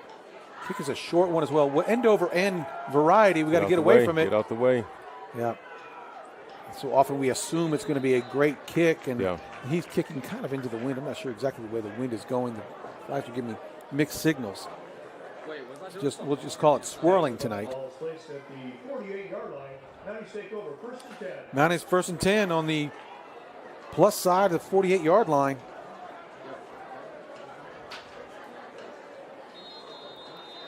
Well, the Mounties will take the field, and they'll look to get that 35-point lead where the clock starts running. Yep, the sportsmanship rule. And they're going to go with the bunch set here, quads to the near side on the hash. Daniels to the far side. Jeff is looking this way, gets it to Volk. Volk is going to try to make a man miss. Does, makes a great move, gets around and gains about 6 yards after all that. Tackled by Damon Sally and a couple of other the Gryphons. Nice run with the ball. Volk. And number 21, Damon Sally. Jason Volk coming into the game had 7 TDs and 486 yards on the season. One trip to the far side. Oh, timeout, Gryphons. Yeah, I think the coach saw something that he didn't like. I think we had a advantage over there. I think we only have 10 players on the field. Maybe so, Coach. Yeah, that's right. We only had 10 players. Yeah, that's a good time to call a timeout. I'll tell you that. And speaking of, how the team, goes on its belly and performs on its belly, I want to thank Doug Gibson and Kyle and Tara Roach for donating the food this week for the team meal on Thursday night. And they did a great job of helping out. And they had Wright's Barbecue on Thursday night. Why didn't I get the memo? Why didn't I get the memo? It was all good. I told my wife, I said, make sure you bring some home. And she brought home some coleslaw. I'm like, I'll tell you, they've got the best mac and cheese. Yeah. Of course, their barbecue is amazing. Yes. But their mac and cheese is second to none, in my opinion. Yeah, I know. She brought the coleslaw is good, but I'm like, because she brought coleslaw home and barbecue sauce. I'm like, what am I going to put my barbecue sauce on? The coleslaw? I know. I'm like, she's saving that for you for when you decide to grill again. You can use the Wright's barbecue sauce. That's right. But no, they do a great job here supporting all of our athletics, and it's amazing the things they do for these kids to help them be successful. 1:37 left to go. The Mounties have owned the first half on their opponents, outscoring them 320 to 112 throughout the season into this game. So this is another showcase again. Jeff back to pass, steps up, looks across the middle. Oh, good pass. Put it on the numbers. Another incomplete pass. I know it's a little chilly tonight. Get those hands. Got to get those hands up. You can't allow that ball to touch your body, especially a cold night like tonight. You know how I asked for a little pepper on the ball last time? He did. There it was right there. He stepped into it, put a nice zip on that ball, and That's unlike Drayson Volk, who he's really sure-handed. He you is. said it. He's sure-handed as all get out. We get up 3rd and 5 in the 43-yard line. Jeff by himself. Jack Harrell goes in motion. Another quick pass to Braxton Lindsay over the middle. Makes a man miss. Keeps his feet. Ducks under another one. Looks like he's got enough to get to the end zone.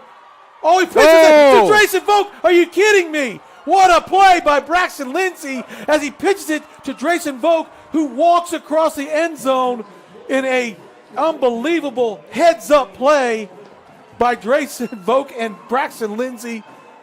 Let me see the replay on that one. What a headsy play. What a headsy play by Braxton Lindsay. Holy cow. I thought he was going to get in the end zone all by himself. And Drayson Volk, ever present. How would that go down in the stats? How would that go in the stats? Well, would that be a passing touchdown for? It's a passing touchdown. For who? Oh, that's a good question. Kick is up and good. And the Mounties take the lead 35-0 with 1:21 left to go in the first half. We're going to see that replay here in a second, folks, and just see how that was handled. It's a 3-play drive, 51 seconds and 48 yards. Here's the replay right now, folks. All right, Jack splits out, brings the safety out, which again is allowed to Braxton right open the seam. He makes one guy miss, breaks another tackle. And Volks is there to get the block, but doesn't. And Braxton's headsy enough to pitch the ball back to Volks for the touchdown. I'm just wondering, how does that go down in the stats? That's my question. Yeah, that's a good question. Somebody text me. Goes down to 6 points. I should know the answer, but I don't. Yeah. Well, I know the last play we had against Fayetteville, when Jeff threw it to Drayson Volk pitched it to Braxton threw it to Jeff. It counted as a receiving, as a reception for Jeff on that play. Right. It was really weird how that was scored. So I'm not sure how that is scored in the books. We'll let Mark Bryant figure that out. He's the on-field stats guy. But what a play. What a play is right. That looks like some of his basketball background. Yeah. You know, comes into play, you know, a low post move, and you got a cutter coming through the lane. You just kind of see him. Easy layup. You see him out of the corner of your eye, you just kind of flip it to him. We have an offsides on the kickoff, which is a tough call. I still think he's got the leg to get it in the end zone.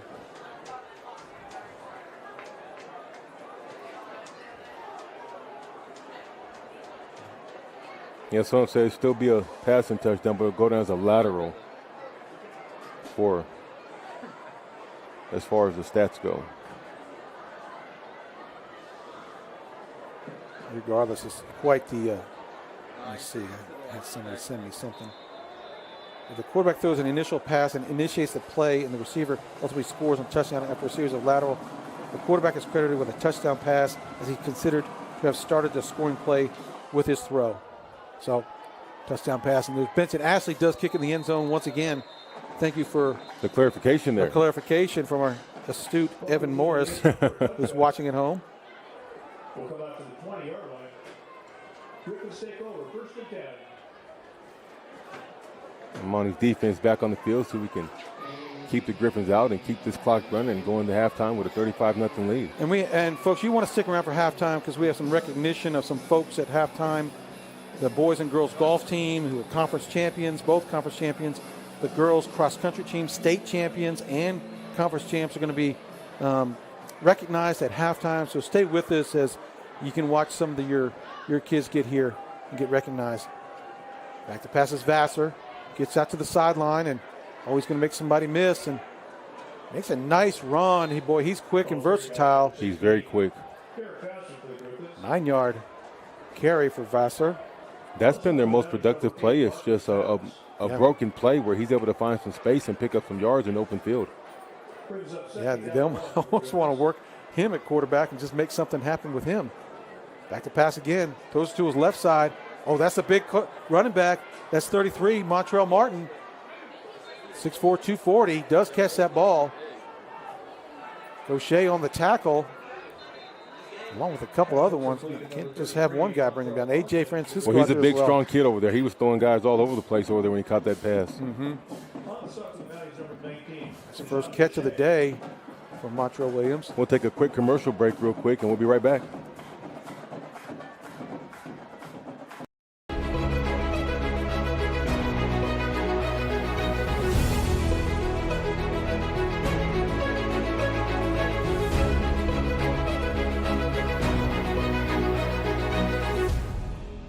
The roof is the home's main defense against the elements, so services like upkeep, repairs, and upgrades are vital. David's Roofing is the only roofing contractor in Northwest Arkansas that has the prestigious Select Shingle Master rating from Certainty. With David's Roofing, your roof is in good hands. Flag cap. They're big time flag cap.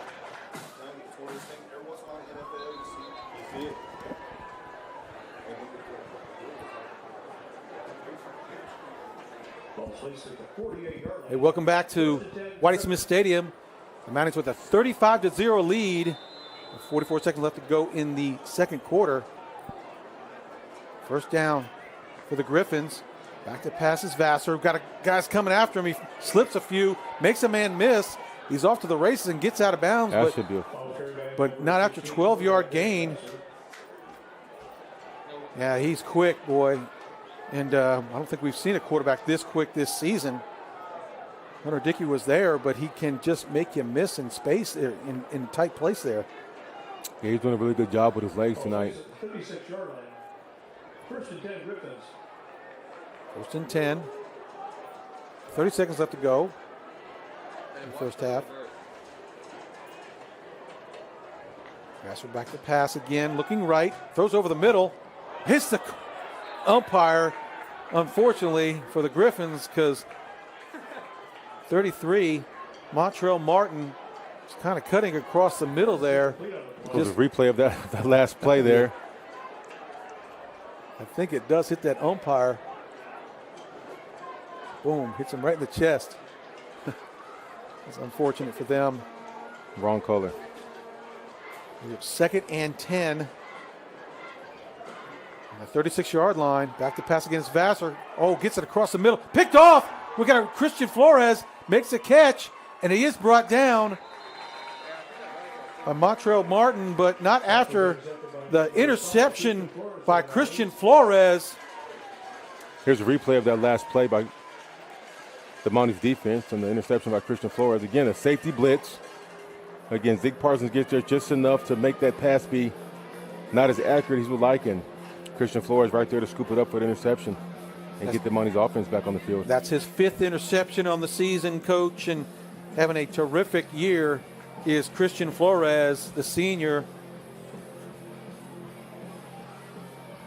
Just kept his eyes on the ball, kept his eyes on the quarterback, and saw it come the whole way. It looks like the Mounties are going to kneel it here the last 24 seconds of the first half and be content to go win 35-0, and I would be too. Absolutely. Be content with that. And Mounties looking good. It's hard to look sharp all year long. Weren't as sharp as I've seen them look, but doing a fantastic job in getting up 35-0 in the first half. And once again, folks, stick around for as the halftime festivities and the recognition of the golf teams and the cross-country teams and the tennis teams. I see the tennis team out there as well. So listen up and stay with us. And we'll see you in the second half.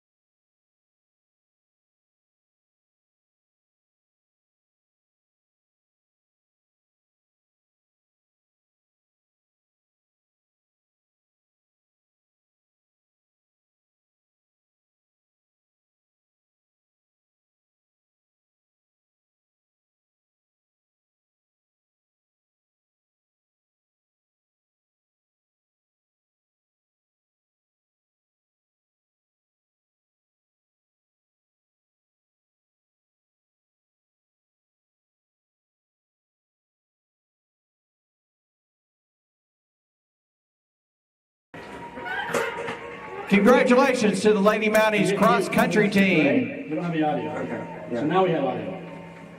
That's fine. Next up are the boys Mounties cross country team. We'd like to recognize Henry Woods on a big 5th place finish overall and Noah Gordon for both receiving all-state honors. The cross country team is led by head coach Pal Bryant, assistant coaches Jeff Barker, Lisa Latchkey, and John Doss. Congratulations to the boys Mounties cross country team.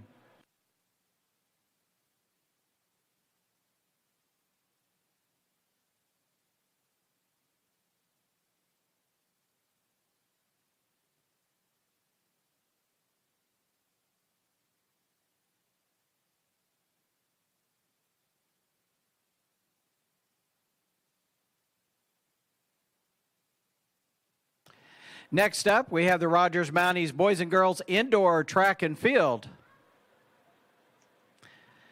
Isaac Chapman won the shot put with a mark of 51 feet 5 inches. The boys 4x400 team of Andrew Porta, Adam Shimmershaw, Rex Kraut, Halen Whitley won a state record time of 3 minutes 24 seconds .86. Freshman Kayla Eggers won the 800 with a time of 2 minutes 16 seconds .84. Lily Brashears won the 1600 time of 5 minutes 2 seconds .25. The women's 4x800 team of Sam Shimmershaw, Kate Scudder, Lizzie Scudder, and Olivia Davis won with a time of 9 minutes 44 seconds. KG Ryan won the pole vault with a mark of 11 feet 6 inches. Morgan Meyer won the 60 with a time of 7.73. The 2024 women's indoor track team earned the 6A indoor state runner-up title. Congratulations to the rest of our track team.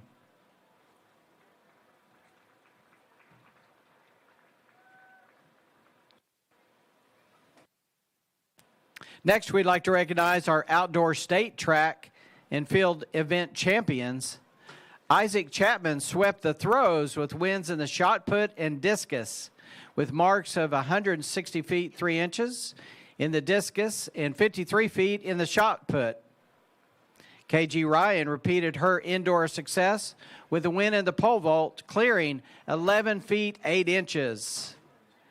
Kayla Edgars led first through third place sweep of the women's 800, winning with a time of 2 minutes 15 seconds .97. The Mountie track and field coaches and athletes would like to thank the Booster Club for their generosity and support of our athletes as they present to them their 2024 state rings.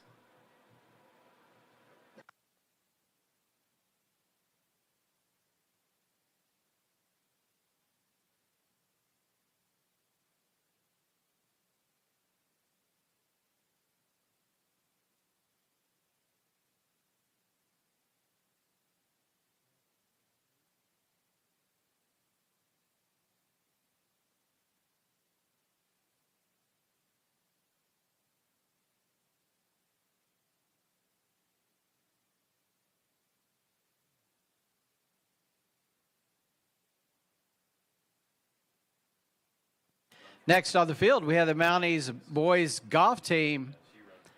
The starters this year include senior Cohen Kennard, senior Jack Scudder, junior Styles Hunter, junior Clancy Harden, sophomore Noah Regan, and sophomore Jagger Jones. This season, the Mountie boys golf team took wins at the Fayetteville Classic, the Confidence Classic, the Mountie War Eagle Classic, the 6A West Conference Championship, and runner-up honors at the Bill Agler Invitational, and runner-up honors at the 6A State Golf Championship.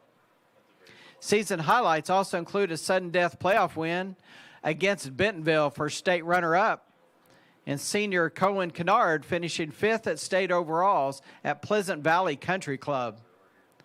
Our Mountie boys golf team won the 2024 Conference Championship and also finished the season as a 2024 state runner-up. Congratulations to our Mountie boys golf team.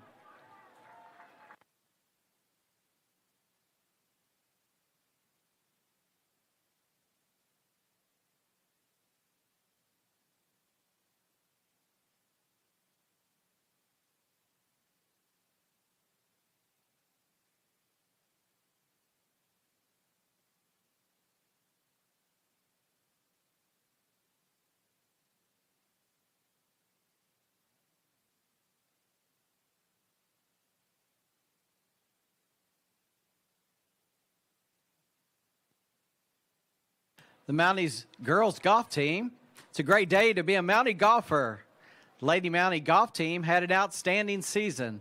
They won the conference championship on the first day of the state tournament. Avery Allen was individual conference champ, and Anna Scudder was all conference. The second day, they finished up as the state runner-up. The varsity team is made up of sophomore Avery Allen, sophomore Anna Scudder, sophomore Elizabeth Scudder, sophomore Kate Scudder, and sophomore Avery Orr. All state honors went to Avery Allen and Elizabeth Scudder. The coaches say the future is bright for Mountie golf. Congratulations to the Mountie girls golf team.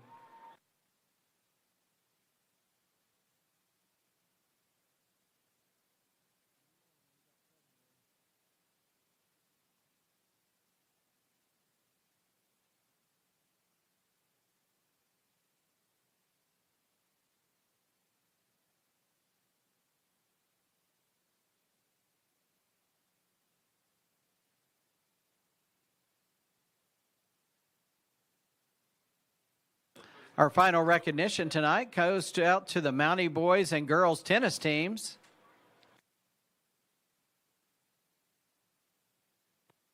The Rogers boys tennis team had an amazing year and won the 6A state championship. The boys tennis team was led by overall state singles champion Harrison Deere and 6A state boys doubles champions Aiden Matthews and William Edwards. The girls' double team of Hallie Bonnert and Elise Nunn were the overall girls' state doubles champions. Rogers coaches are excited for another run to a state title in 2025. Congratulations to the Mounties boys and girls tennis teams on their success.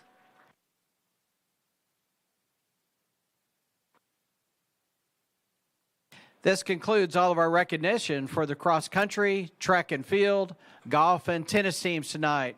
Great success for the Rogers Mounties athletic teams.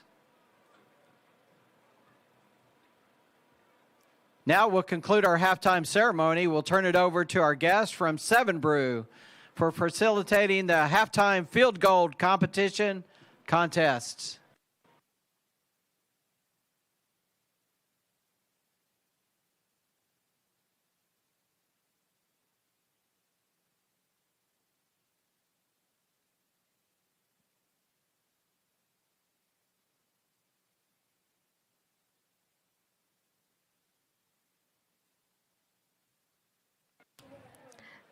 Get ready for the 7 Brew Caffeine Kick.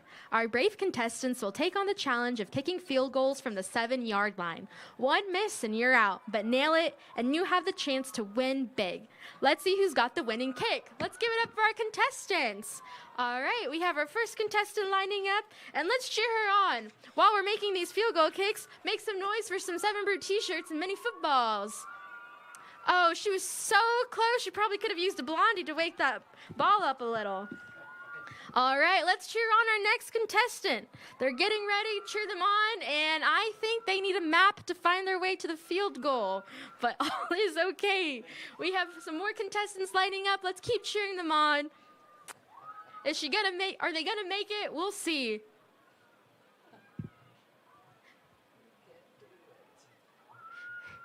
Here they go. And it's in! Let's give it a round for our contestant here. They make it look so easy. All right, let's give another round of our applause for our next kicker. Let's get loud and let's get energized. And there they go. Bullseye, they made it in. The left kicker, wouldn't it? All right, let's keep making some noise. Our next kicker's lining up. Can they handle the heat? Two kickers have already made it in. It's a tough act to follow up here. Oh, no, they got it too. Maybe I should go kick. Maybe I'll have some luck. All right, here's our next kicker. Let's get loud again, everybody.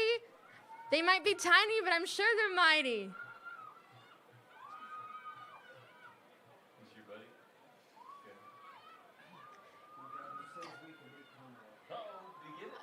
Oh, he was so close. close. Let's give it a round of applause for our kicker. All right. We're getting ready for one of our next kicks.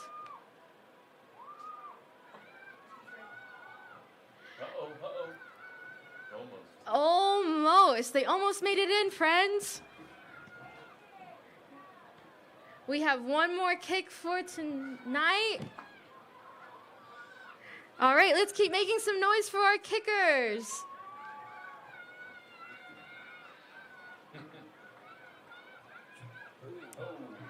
Ooh, that could have used a blondie too. All right. Thank you to all of our contestants tonight. Congratulations to our winners, and thank you to everyone for tonight. Tonight, our winners walk away with the 7 Brew merch bag and a $100 7 Brew gift card. 7 Brew Coffee is a proud partner of Children's Miracle Network Hospitals and has chosen to donate $7,500 to Arkansas Children's in honor of Rogers High School. 7 Brew Coffee, cultivating kindness one cup at a time.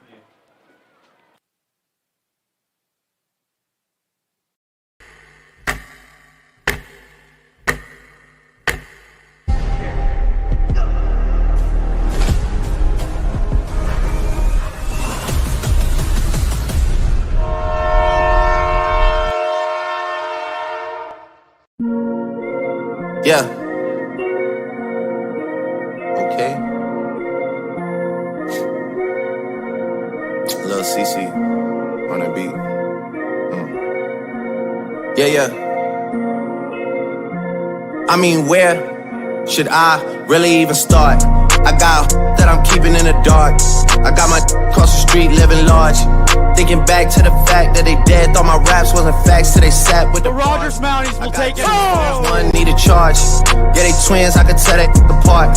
I got big packs coming on the way. I got big stacks coming out to save. I got Lil Max with me, he the wave. It's a big gap between us in the game. In the next life, I'm trying to stay paid. When I die, put my money in the grave. When I die, put my money in the grave. I really gotta put it up. Really just left everything in the ways. I really might tap till it's on my face. Lil CC, let it slap with the bass. I used to save with a mask in a cave. Now I'm like, nah, love, I'm good, go away. Ain't about to die. Well, if you ask me where I come from, here's what I do. Coach.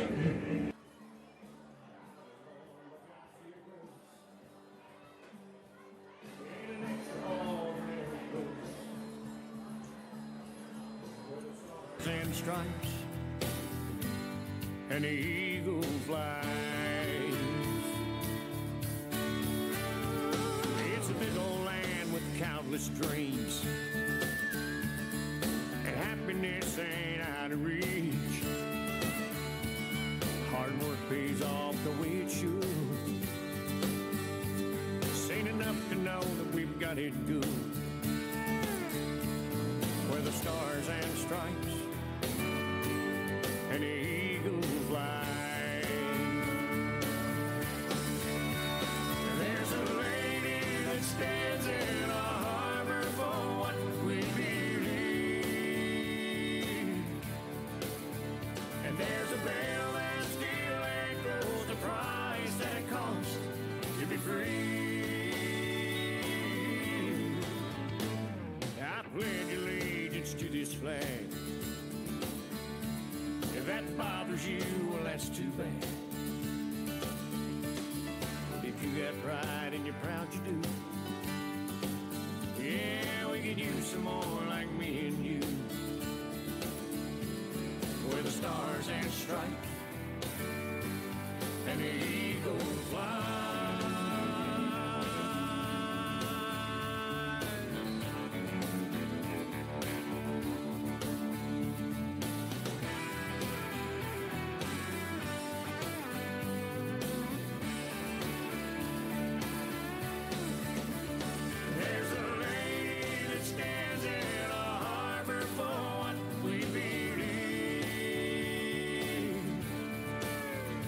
There's a bell that still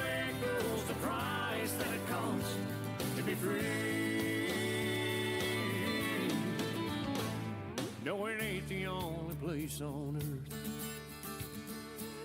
but it's the only place that I prefer to love my wife and raise my kids. Yeah, the same way that my daddy did, with the stars and stripes and the eagle flies, where the stars and stripes and the eagle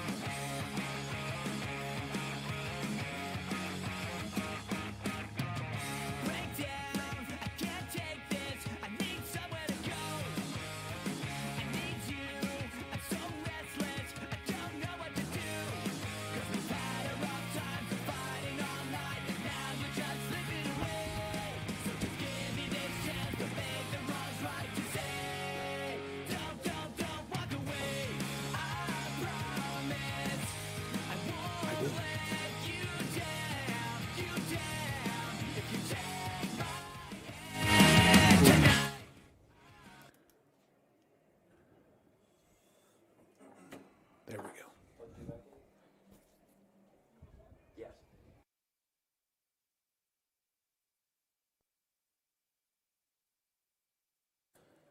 Hey, welcome back to Whitey Smith Stadium. Shortly we'll begin the second half of the ball game as the Mounties are up 35-0 starting the second half here. Mounties have had 119 yards rushing along with 173 yards passing, total of 292 yards. Boy, they are dominating the stat line right now. The Southwest Gryphons have only had 83 yards total offense. Leading the Mounties in rush yards are Jeff Regan with 65 and 2 touchdowns, and Braxton Lindsay with 77 yards receiving. Volk and Nix have gotten into the end zone with touchdowns each. As we get ready for the second half here, on defense, Christian Flores with 5.5 tackles, Gerardo Guzman with 3. Cam Cunningham has 33 yards rushing, 6.6 yards per carry. That ups his average so far for the season. Doing a good job.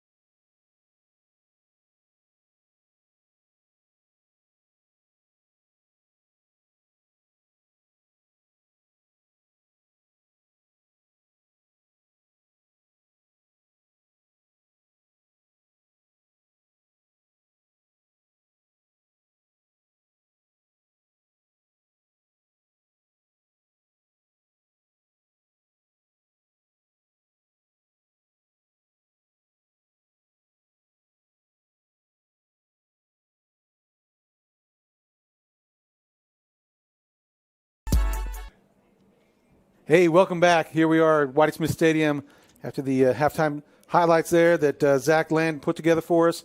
It has been a packed, offensively fun-packed first half. We went over the stats just a moment ago, and Coach Hookfin, I'm Dave Regan. Coach Hookfin is in here with me. Coach, what do you think about that first half? What did you see that you liked? I saw a lot of good things I liked. That we ran the ball at will, made some very good passes, saw some good athletic ability.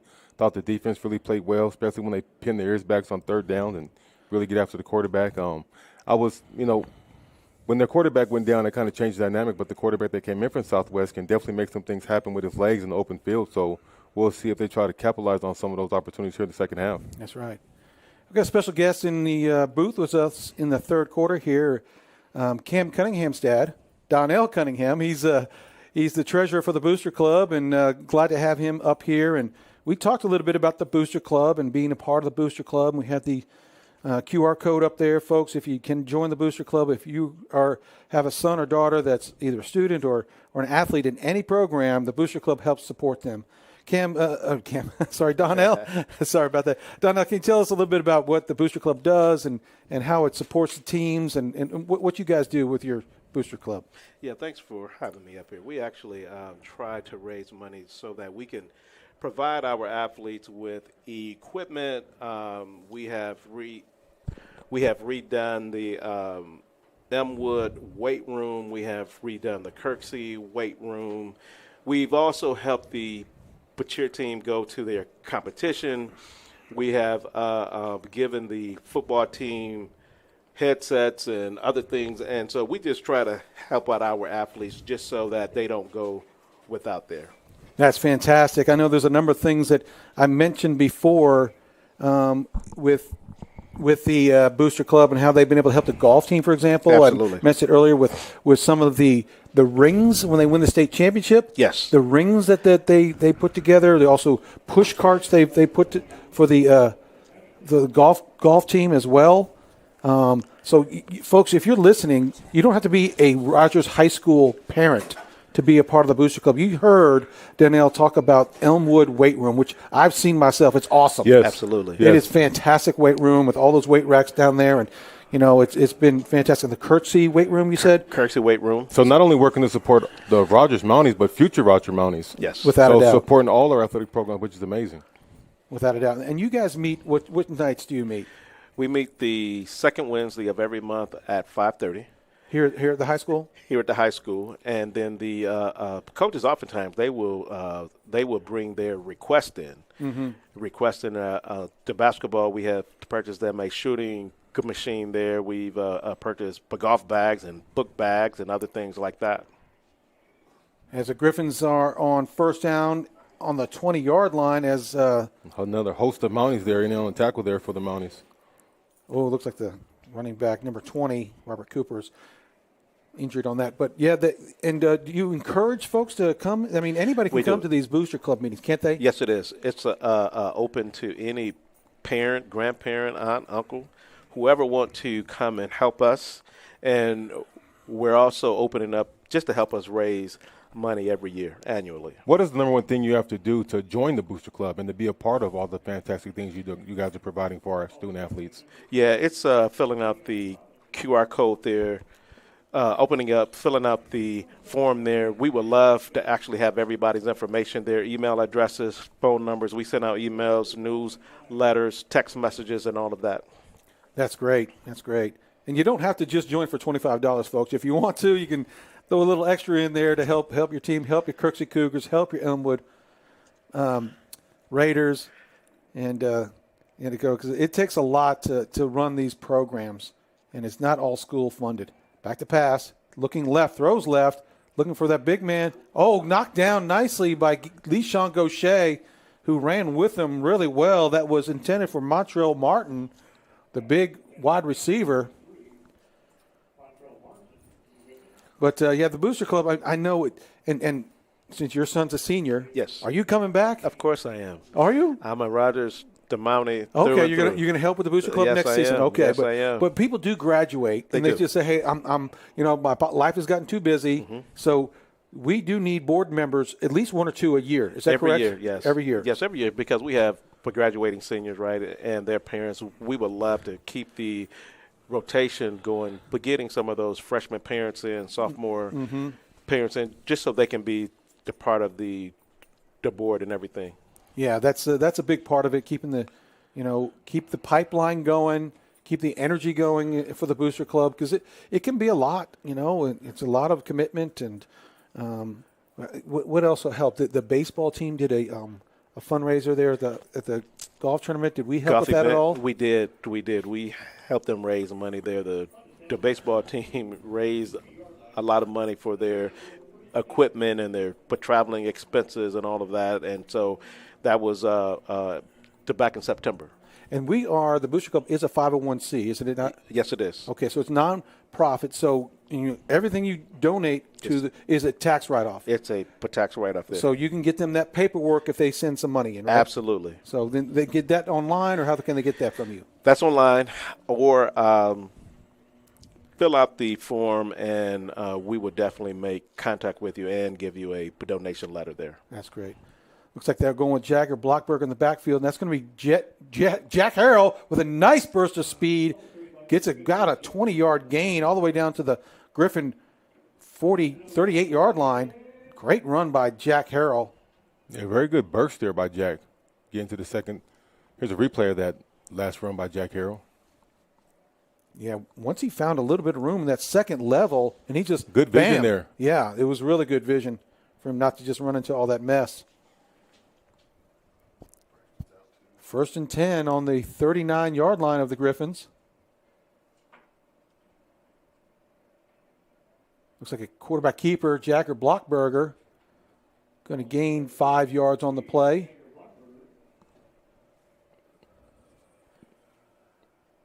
Are there some interesting requests coming up soon, or that you've heard about that I don't know if you can talk about some of these requests or anything, but yeah, we have just had a couple requests. The cheerleaders competition is coming up in February, so we're actually trying to raise money with them and help support them. The baseball season is coming up, and we always like to do that. The wrestling is coming, so there is the winter sports coming that we're getting ready to help support as well. Right. The thing is, we have so many programs that advance beyond the regular season. Absolutely. And that's not cheap to feed them and travel and everything that they need to advance, to the state competition level. Yeah, because our football team, they're on the road for next weekend, so it's additional expenses there. So you'll have food there, food back, traveling costs. Yes, absolutely.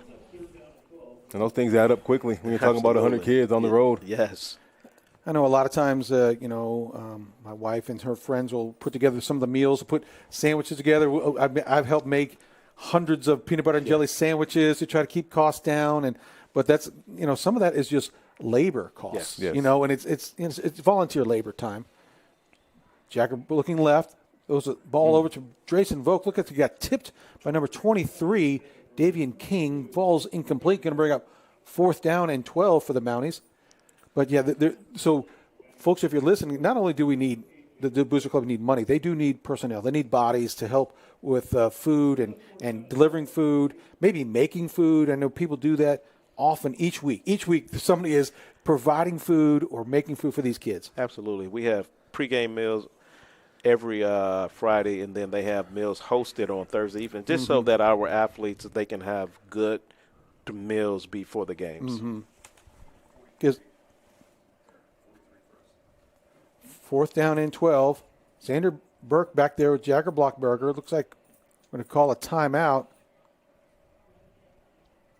Like a little miscommunication going on there between the quarterback and the coaches there. And that's expected sometimes. You got a freshman quarterback out there, and he's still learning the system and really what they want, but what good experience he's going to get tonight under the lights and in a playoff atmosphere. That's right. So I hate to sound like this is a money drive, folks, but you scan that QR code and help out your teams, help out these athletes, and be a part of the Booster Club. It's just $25. Help these folks get along, and try to volunteer as well. Get in contact with the Booster Club, and in your requests or when you join the Booster Club, I bet there's something on there that says, "Hey, love to volunteer," or yes. love to do something. I'm sure there is. Volunteer is to we have our Mountie the market where we're selling shirts and that's right. I forgot about that. And sweatshirts, and we just need the people just to help out, right? Mm-hmm. I mean, even if that you don't have $25, but you have some time. We just need your time. Yeah. That's a good point because sometimes it gets to be the same folks doing the same, volunteering every week, and it can be kind of stressful if they don't, if they just want to watch their kid play, but they're volunteering either in the, in the Mountie market or they're putting something together. So. If you have time and you want to volunteer, that's a great place to start. Absolutely. So it brings it fourth and a long 12. Blockberger's back there. Empty set.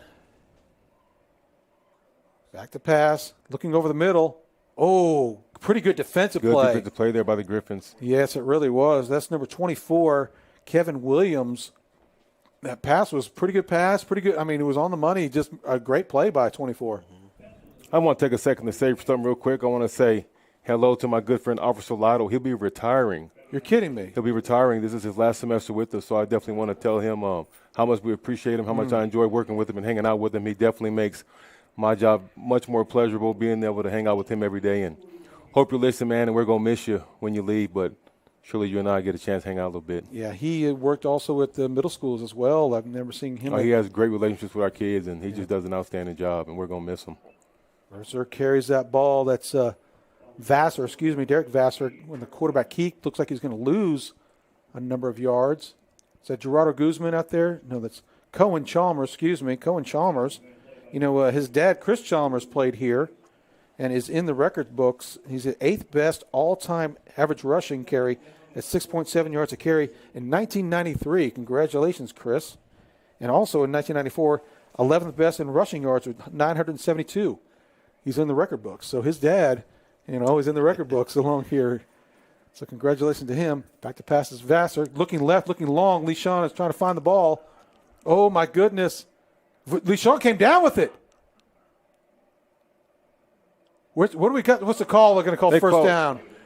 Oh, Montrell Martin, number 33, the big wide receiver, comes down with it. I thought LeSean came down with it from over here where we're standing. I couldn't quite understand what they were. I think the referees got together there. Yeah, had a little talk about it, a little conversation to make the correct call. I guess Ty goes to the runner on that occasion. Back to pass again. He's looking that way, looking left, looking down the middle. He's got a guy down the middle. There's our man Cam Cunningham. Oh! Almost comes down with it. Oh, almost made the one-handed snag.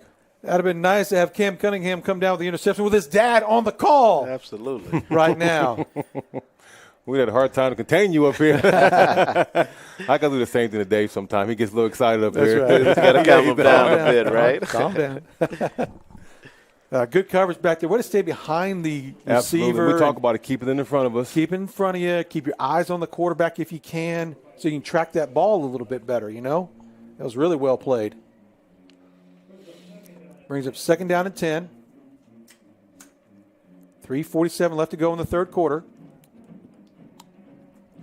Vassar looking left. It throws out of bounds. Overthrows this big target over there. A little high on that one. Checks in the game as third and long is our third down specialist on the blitz on the quarterback. Hunter Dickey, Nesto Gonzalez, and Braxton Lindsay. Yeah, going to peel their ears back and get after him. Going to have to probably break down once they get past the initial line because Vassar, that quarterback, number 16, is really quick. Yes, he's dangerous. He's not an oak tree back there. He's a jitterbug. Yeah, he's good. Here they come around the edge. Steps up. Hunter Dickey is chasing him down. Braxton Lindsay catches him on the backside as Hunter Dickey chases him out of the pocket toward Braxton Lindsay, and he makes the stop. A gain of 4 yards in the play. Going to bring up fourth and a long 6. Yeah, you get those two guys after. It's hard to get away. Then you got Nesto Gonzalez clogging up the middle. I mean, 4th and 7 from the 30-yard line. 30-yard line, yes, sir. Empty set here for Vassar. Looking left, looking for Martin. Oh, it's incomplete. Oh, the referee's searching for his flag. Couldn't quite pull it out of there. I thought there was going to be a flag play. Couldn't quite find it. Yeah, I saw a little jersey grab over there, but It looks like they are going to call a penalty, a pass interference on LeSean. A little bit of size disadvantage here. 6'4", 230. Montrell Martin is. Yeah, I think LeSean's given up a couple inches and maybe a few pounds over there. Now, Donnell, you know, you've been watching Rogers football for years. Your son Ty played football for years and here for the Mounties. I mean, what do you like about this team that you see? This team is physical. I mean, I like them up front. I like our speed. And then also offensively, we just put points on the board, right? Yeah. So, you know, I think once we remain disciplined, we can play with anybody, really. Mm-hmm. I agree. I think our offense really puts stress on the defense because we're able to hit you with from so many different areas. You really have to cover the whole field when you're playing the Rogers Mounties. Absolutely. And then defensively, if they're able to get you in a 3rd and long and they're able to put together their blitz packages, that's where we're most successful. Devin Floyd on the carry for the Gryphons on that one. Brings up 2nd and 7. Back, almost gets him. Stays with it. Braxton is going to bring him down to the ground. Misses him on the first try. Gets back to his feet and does make the sack for a loss of 7 yards. Going to bring up 3rd and a long 15 yards. And looks like it's great job of just staying after it right there. timeout, Gryphons. Yeah, we've been you and I have been watching these Mounties for years, haven't we, Donnell? And our kids have played in the Rogers, rack system together. Absolutely. And coming up through here. And this is a lot of fun. This is going to be another, 8-win season. Yes. And going to make the second round of the playoffs again easily. And so this has been kind of a fun several years, hasn't it? Yeah, it has been really good seeing these young men grow up playing football. Just, putting in the time and the effort, and you can actually see that now, and they're doing really good. And you really forge great friendships. Absolutely. Dual, you talk about the time they spent together during the rack and then middle school and now high school. Mm-hmm. You just forge friendships that are, last for a lifetime. Absolutely. And but that you can tell is that they really like playing with each other. Yes. Yeah. They love that. They really do. It's a different feel when in that regard, and I'm glad you pointed that out because as a parent, you like to see that happen. They enjoy playing with each other. Back to pass, he steps up. Vassar does. Oh, Hunter Dickey had him. Oh, and it's nice job of spying him. Jackson Ruth did a really good job. You see how he just kind of stayed there and waited for him to come out and just spied the quarterback and get him at the line of scrimmage for no gain. Brings up 4th down and 15.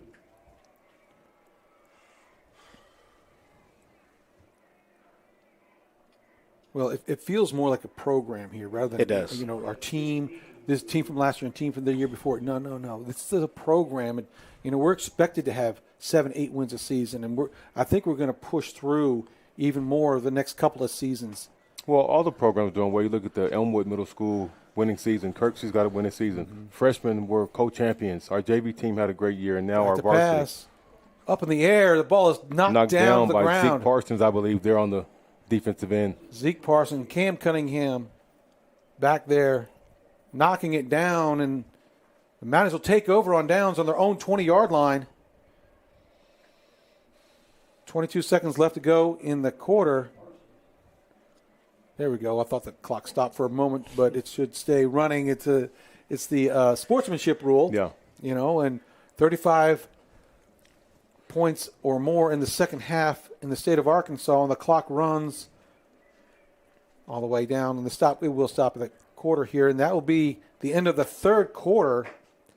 Heading into the fourth quarter, the Mounties still lead 35-0.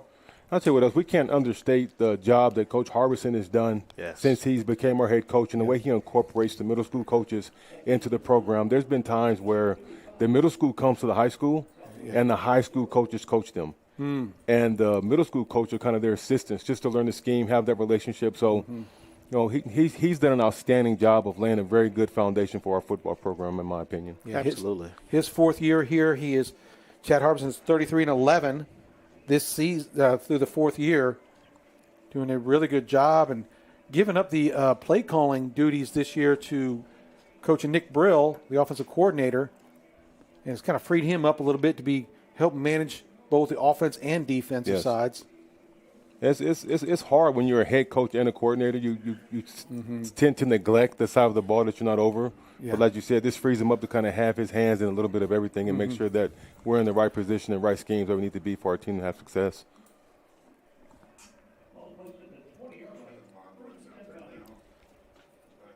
Kevin Monroy back there with Jagger Blockberger.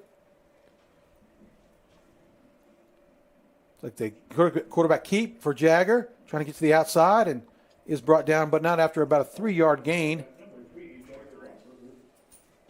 Brought down by Davion King.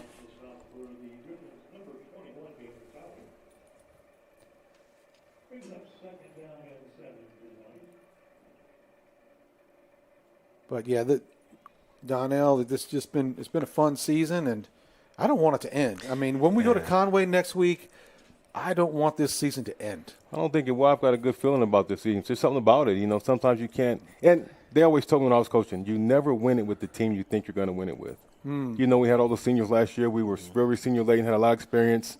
You know, just one of those things. It's all about timing and playing the right team at the right time, and things will go your way. And I just feel like this may be the Mounties' year to make a deep run.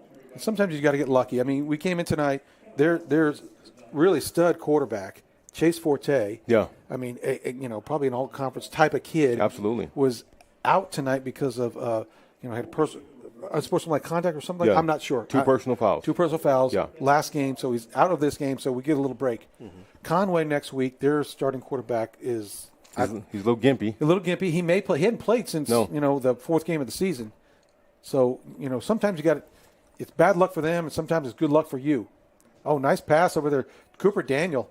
Good read there by Jagger Blockberger. Yeah, Cooper did a little sit-down route as the quarterback kept flowing to the sideline, and the defense came with them. Cooper became open as he just stayed in one spot. It was a good pass by Blockberger to find him there in the open spot. Well, you read that flat defender, so you have someone in the flats, and you have a curl right behind it. So that flat defender's got to make a decision. He's in a stressful position. If he sits on the curl, he's going to throw the out. He expands to the out, and they dump that curl right there behind him. Good play design and good decision there by Jagger Blockberger. Xander Burke is back there with Blockberger. Going to give it to Xander. Nice run. Good picking his way through. Good pickup of about 6 yards on that play. Mario Maxwell on the tackle for the Gryphons.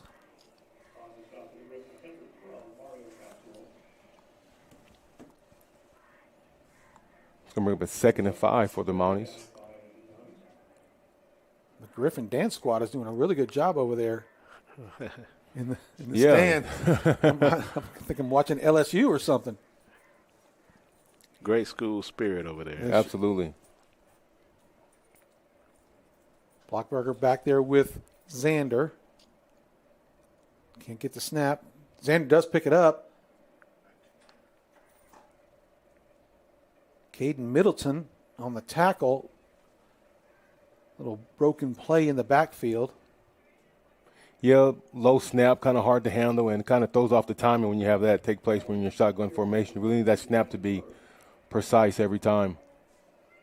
Well, Donnell, it's been kind of fun to watch Cam back there in the backfield the last half of the season. He, you know, wasn't back there the first half, but he's really come on, you know. And hey, you know, I mentioned, you know, he's got coming into the game, he had 225 yards rushing and 1 touchdown, but more impressively, 9.5 yards per carry.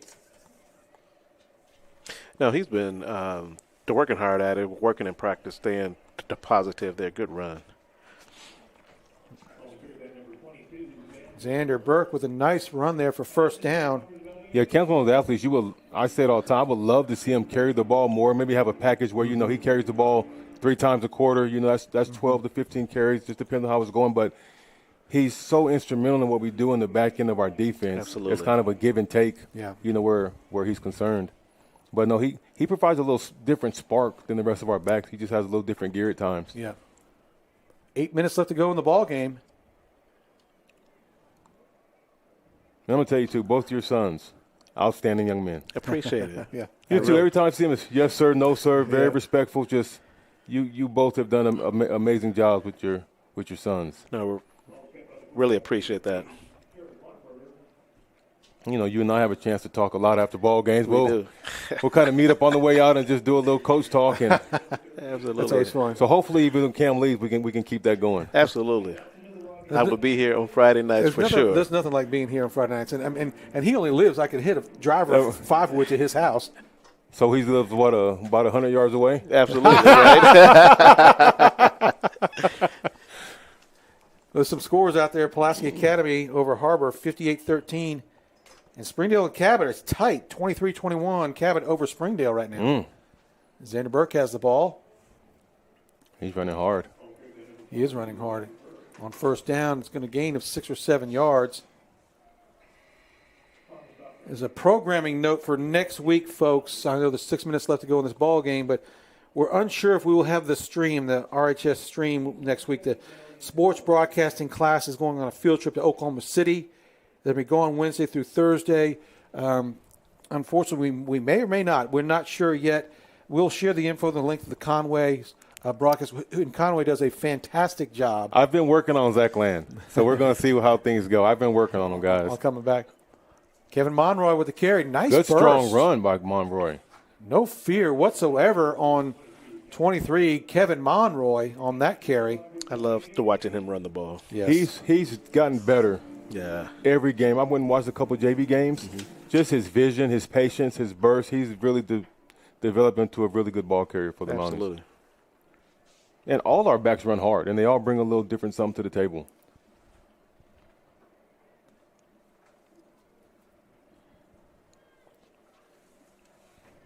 First down again for the Mounties. Keeper for Blockberger. Nice carry there. Going to get a 6-yard gain.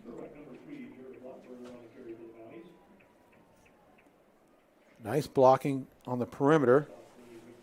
Checking in the game is Jared Cruz, sophomore, number 75. Andrew Cordishi as well, number 64, sophomore, on the offensive line. Sophomore, number 24, Cole Woodruff out there at receiver, along with Nathan Herman, number 89, into the ball game. Brings up 2nd and 3. Keeper for Blockberger. He's got some room over there on the sideline. He sure does. Oh, good tackle there by the corner. Not after a first down. Taken down by number 24. That's Kevin Williams. He's made a couple good tackles tonight.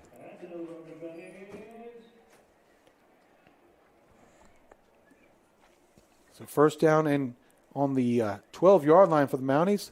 4:34 left to go in the ball game.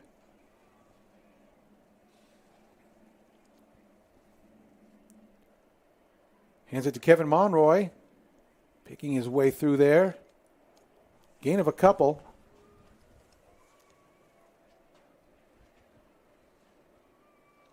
Yeah, still a lot of guys checking into the ball game for the Mounties tonight, and I say it's always good to get a little time under the lights. It sure is. Parker Nix comes out. That's Sheldon Harris, number 37.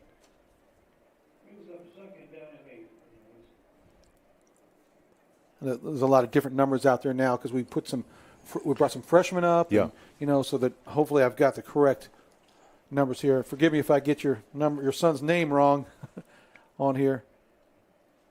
Blockberger's back there. Gives it to Monroy. Nice hard carry. That's Sergio Torres, the first man to grab him. So real quick, we have a little break. So Arkansas has Texas tomorrow. That's going to be a great game, a good game. And then the game I can't wait to see is Tennessee and Georgia. That's a playoff game. It certainly is. And so there's some ball games I have circled on my to-watch list tomorrow. Is that for Georgia lose that game, they're out of the playoffs, really? Well, I think if either of them lose, they're out. Yeah. Mm-hmm. The way it's shaking up because you still have your Big 12 champion. Absolutely. So real quick, I've been asking these guys, Mike Tyson or – Mike Tyson has to win this fight. I hear you. I'm with you. Legacy is on the I know, and that's what scares me. Line. I don't want to see that young kid punch him in the head and things go south because I just think the kid's going to try to stay away. He's going to try to stay away because Mike is still Mike. If he gets underneath there with his footwork, and comes up like, Listen, and he can drop you with a body shot. Absolutely. I don't think he will lose the fight, but draw maybe if it goes. But what concerns me is just age versus youth. Yes. Mike is close to 60, and this young man is mid-20s. Yes. Now, if Mike was in his mid-20s, he'd have never signed up for this fight. No, not at all. Not at all. It's a good payday for him. Yeah, it is. And ride on to the sunset, Mike. I don't want to see him fight anymore after this. I know, just ride. Just ride. Yeah. $20 million payday. Well, I wonder about, there's how are they going to? They're going to probably do a rematch too, for another payday. I hope not. I hope not. Yeah, like you said, legacy. I want Tyson to knock him out and shut him up. Yeah. Bachberger back to pass under pressure, rolls to his right, looking, throwing. Oh, through the hands of number 37. Yeah, just through the hands for Sheldon Harris.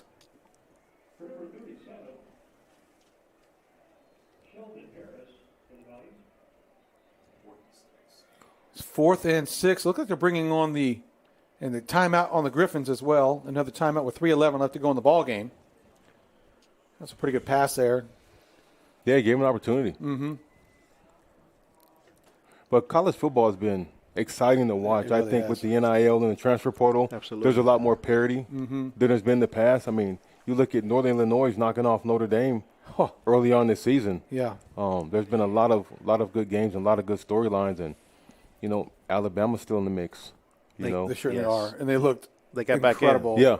They got back in the mix. Yeah. Milrow. And then you got Colorado, who's still in the mix, because if they can find a way to win the Big 12, they'll be in. Absolutely. Yeah. It'll be exciting, though. I mean, 12-team playoffs, I think it'll be I think really it's just a exciting matter of there. time. I don't think it's going to be 2 or 3 more years because of so much money involved before you go to a 16-team playoff. Yeah. It's a lot of money involved. A lot of money right? involved. And you got so many bowl games now. I mean, why not expand it to 16? Absolutely. FCS has done it forever. Yeah. Division II is like that. Yeah. Everybody's like that, except Division I. That's right. But I will say, Michigan is still the national champions. Donnell, of course, is from Detroit. we got a Michigan guy here and an Ohio State guy in the booth here. We'll see how it goes. Correct him. Ohio University. Ohio. We are Ohio University guys. That's right. The Ohio University. 4th down and 6. Blockberger's back there. Pulls it. Looking to his left. Going to throw it. Oh, incomplete. He tried to put it in that tight window. Yeah, it just ran out of room there, both on the sideline for Blockberger and the receivers. It's just too many white jerseys down there blending in with the blue, and Mounties come up short on their attempt to score in the second half, and the Gryphons will take over on their own 8-yard line with 3 minutes left to go in the ball game. Well, it's been a very good showing by the Rogers Mounties tonight. I think they played very solid offense, defense, and special teams. We saw some outstanding plays. No turnovers tonight, which is always good, and not many penalties. Well, I mean, I like how you say that, but I felt like we weren't as crisp, on the passing aspect of the game. I thought there were some drops, some bad passes, not as crisp as they thought they were. Long pass to number 1, found himself open downfield. That quarterback was Chase. That was Chase Forte.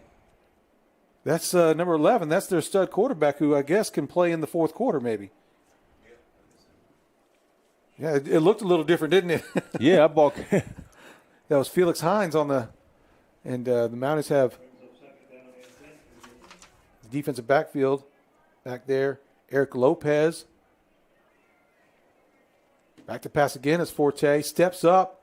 He's a different-looking quarterback. Oh, my goodness. He gets down at the 22-yard line, but not after a first down.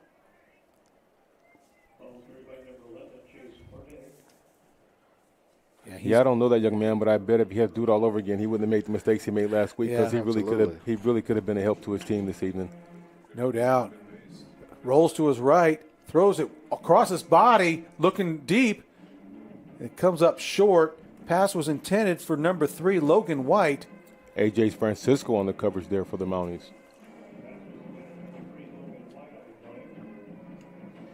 Yeah, this quarterback, Chase Forte. Is he a senior? He is. Coach Lewis was telling me he's got scholarship offers to UCO in Oklahoma and Tuskegee. Okay. So he's being looked at by a number of schools. Well, just a few plays we've seen, he's definitely a good-looking athlete. No joke. Brings up 2nd and 10. Back to pass again. He's got all sorts of time. Trying to buy time, trying to get. Oh, that's a great play. Oh, my goodness. He stays in bounds. Oh, and he loses the ball. Oh, he's got it. Holy cow. He fumbled the ball on the 27-yard line. And who came up with that ball? We get a flag on the play as well. That's Baker Miller. Congratulations, Baker Miller, for getting the fumble in the air. He was trying to look for the goal line once he caught that ball. And there's a flag, I think, after the play was over. There might be a late hit out of bounds or something like that. Let's see what the white hat calls here. He likes the camera. He likes to delay it. He does. I'm sorry. If you're listening at home, he loves the camera. Sorry. He wants that TV time. Oh, my goodness. 5 minutes of fame. So it is a personal foul against the Gryphons. We'll be good for this unit. I know there's only 53 seconds left and less than that now as I speak, but I think it'd be good for them to punch one in, but it looks like they're just going to take a knee based on their offensive alignment. Mm-hmm. 42 seconds left. The Mounties just have to snap it one time here, and the clock will run out as the Mounties start to line up on the 50-yard line here to shake hands with the Gryphons, who came up all the way from Little Rock, and we appreciate them coming up here to play a ball game. And they got into the playoffs, their first year of the playoffs, so they're, won a couple of games, and you can see they've got the talent. They just, like Coach Lewis said about the Gryphons, they just need to finish off games. But congratulations to the Mounties. The Mounties will be in Conway next week as they advance in the state playoffs once again to the second round. And we're going to take on the Conway Wampus Cats down there at their location. And we look forward to it. Mounties took care of business tonight. Did what they had to do with the 35-0 victory. Jumped on them, made some spectacular plays, too, tonight. I thought there were some wonderful plays done by the offense. Coach Hookfin, what do you think about this? I think it was a good night. I think it's, good opportunity to go on the road and a good opportunity to get a win next week. Of course, there's some things we can clean up and get better at, but as I always say, now's the best time to be playing your best ball. Mm-hmm. And I'm sure the coaches will take film and see what we can improve upon. But I'm super excited to head down to Conway next week, and I am too. And I really like our chances. I do too. I want to thank Zach Land for the broadcast engineer, Jamie Engling, our staff guy. Coach Hookfin, thanks again for joining us tonight and helping out. Donnell Cunningham with the Booster Club. Folks, please join the Booster Club tonight. Do it tonight or tomorrow, whenever you watch this broadcast. Get that QR code and watch it. I'm Dave Regan. Congratulations to the Mounties, and we will see you next week for the state playoff run. Let's go, Mounties. Go, Mounties.